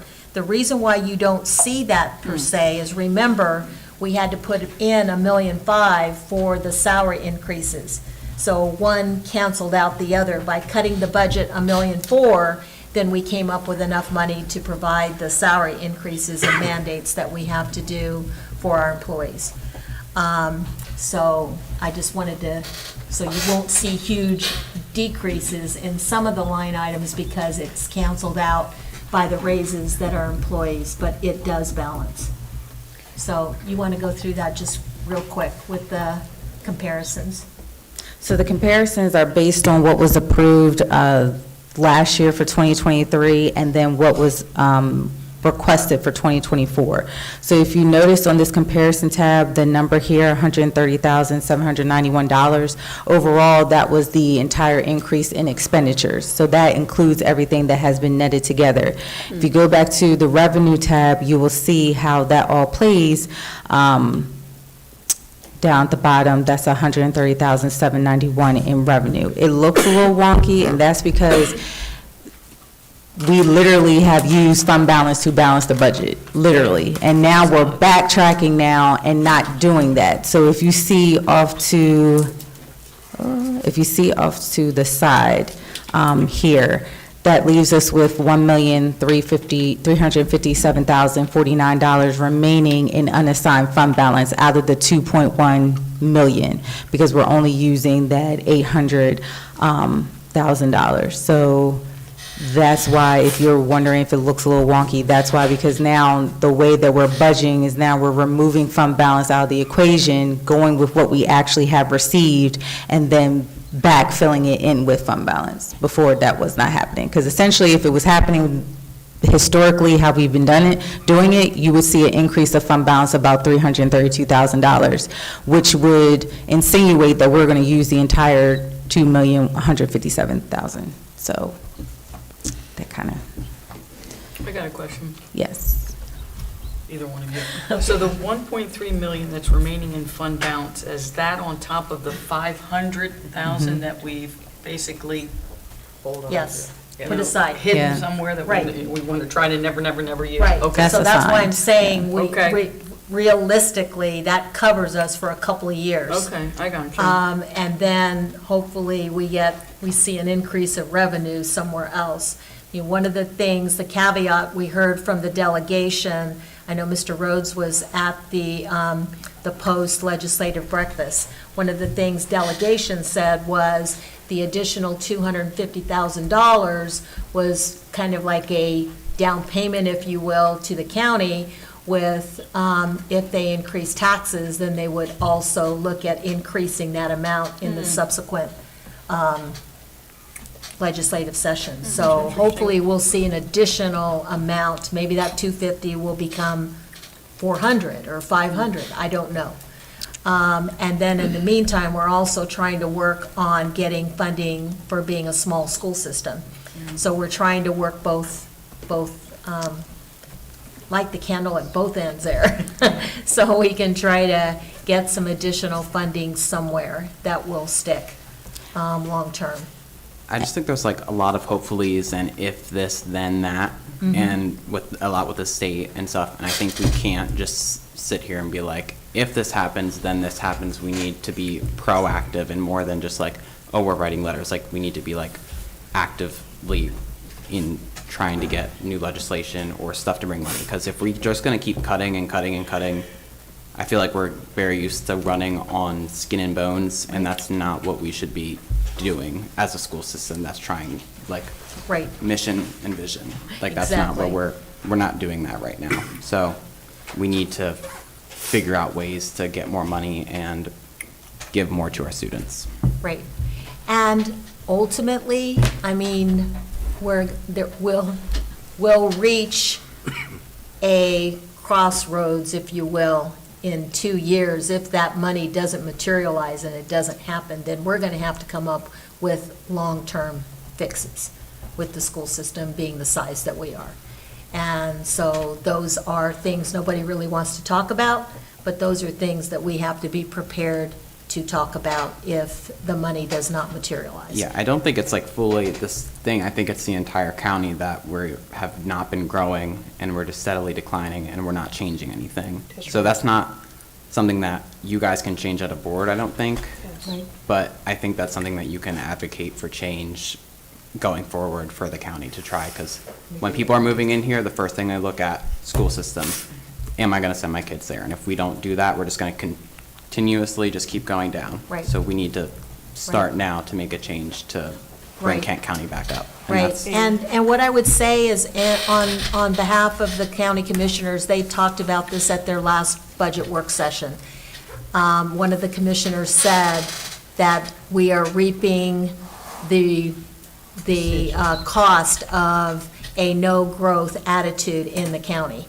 And so there has to be some decisions. That attitude still exists. Right, but one of the county commissioners said that has to change, because we're not going to be able to see, they had a very difficult budget. This was probably, they said this was the most difficult budget they've had to prepare, that at least President Fithian said that he can ever recall. I think they cut 3 million, and there were 7 positions that were vacant that they decided not to fill. Right. Now, keep in mind, the 3 million that they cut some of them were the requests. Okay. So they didn't actually cut 3 million Okay. out of their budget. New requests. Some of Yeah. them were new requests that they didn't fulfill. Well, but it was still a struggle for them. It was still. And so there is the progress that they're making on the development in 301. They're moving forward with water and sewer, and my understanding is there's some potential developers that are looking, but that is 2 to 3 years out. Yep. So, but at least there is some movement in that direction and some recognition that we have to do more as a county because we're dying in Don't have lots of anything ways. to offer. There's nothing. Well, and So we- even if they get them in here, you still have to have, there's no stores, excuse my expression, but I can't buy a pair of underwear here. You know, a shoelace, a child's toy. This is ridiculous. And Yeah. all of that matters when it comes to building the school. And we look at the school now and you just want to blame the school because this isn't going right or that's not going right. And you want to blame the school for the downfall. This started a long time ago. It started a long time ago when we wouldn't let certain businesses here, that if they were here right now, it would grow our economy. We would have jobs that, to offer that we don't have, you know, and and even with teachers, it all goes to the same thing. If the teacher comes and their spouse cannot get a good job, why are they gonna stay? So, you know, it all tangles kind of like it's webbed together. Yeah, we're You know, all, and- we all support one another when there is growth in the community there.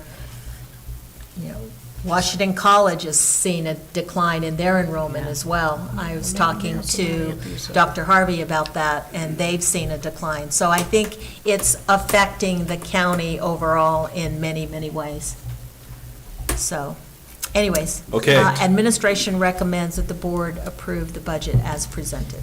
FY '24 superintendent's budget as presented. As Dr. Couch just mentioned, the administration is recommending approval of the fiscal year 2024 superintendent's budget as presented. Do we have a motion to approve? In the timeline, the next step in this is to bring it to the county commissioners on June 5th, is that correct? June 6th? They have to approve their budget, Okay. so it's going to be a while, but it has to be before June 30 that we'll have to go in. I just don't know, I don't have a date. Okay. Is there a motion to approve?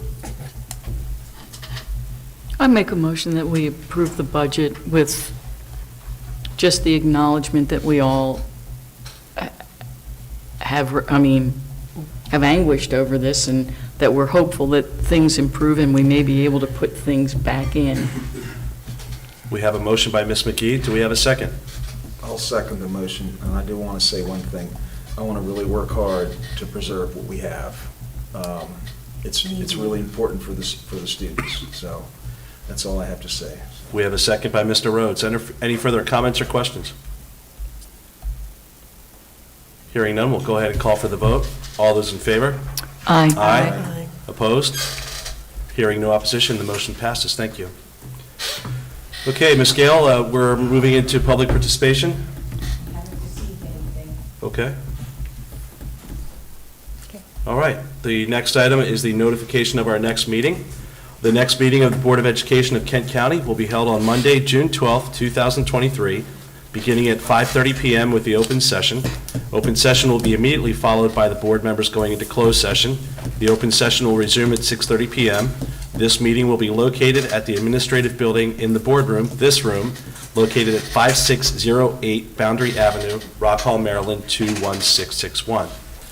The last item on the agenda is to adjourn. The administration is recommending approval to adjourn this meeting. Do we have a motion to adjourn? I motion that we adjourn. Ms. McGee has the motion to adjourn. Do we have a second? I'll second that. Second by Mr. Rhodes. Any comments, questions? The next Citizens Advisory Committee meeting will be in July, but the date has yet to be determined. So that'll be the first of With the the new new members. seated members. Okay, we have a motion, we have a second. We'll go ahead and call for the vote. All those in favor? Aye. Aye. Opposed? Mr. Wallace? I would like to add something before we leave. As this is my last meeting, I want to give a little, not memory, but a thing for you guys to hold on to is don't get caught up with, this is how it is, look at that, this is what we should be doing, and keep doing that, and keep pushing for what is best for the students, because we all know, we all have your own ideas of what's best for the students, so stick onto that. Don't let this budget above you break down from what you really want from a school system. And that's my last words for my board meeting. And you had the aye, correct? Yes, that's an aye. All right, so we have an aye, so the motion passes as presented. The meeting is adjourned. Thank you, everyone.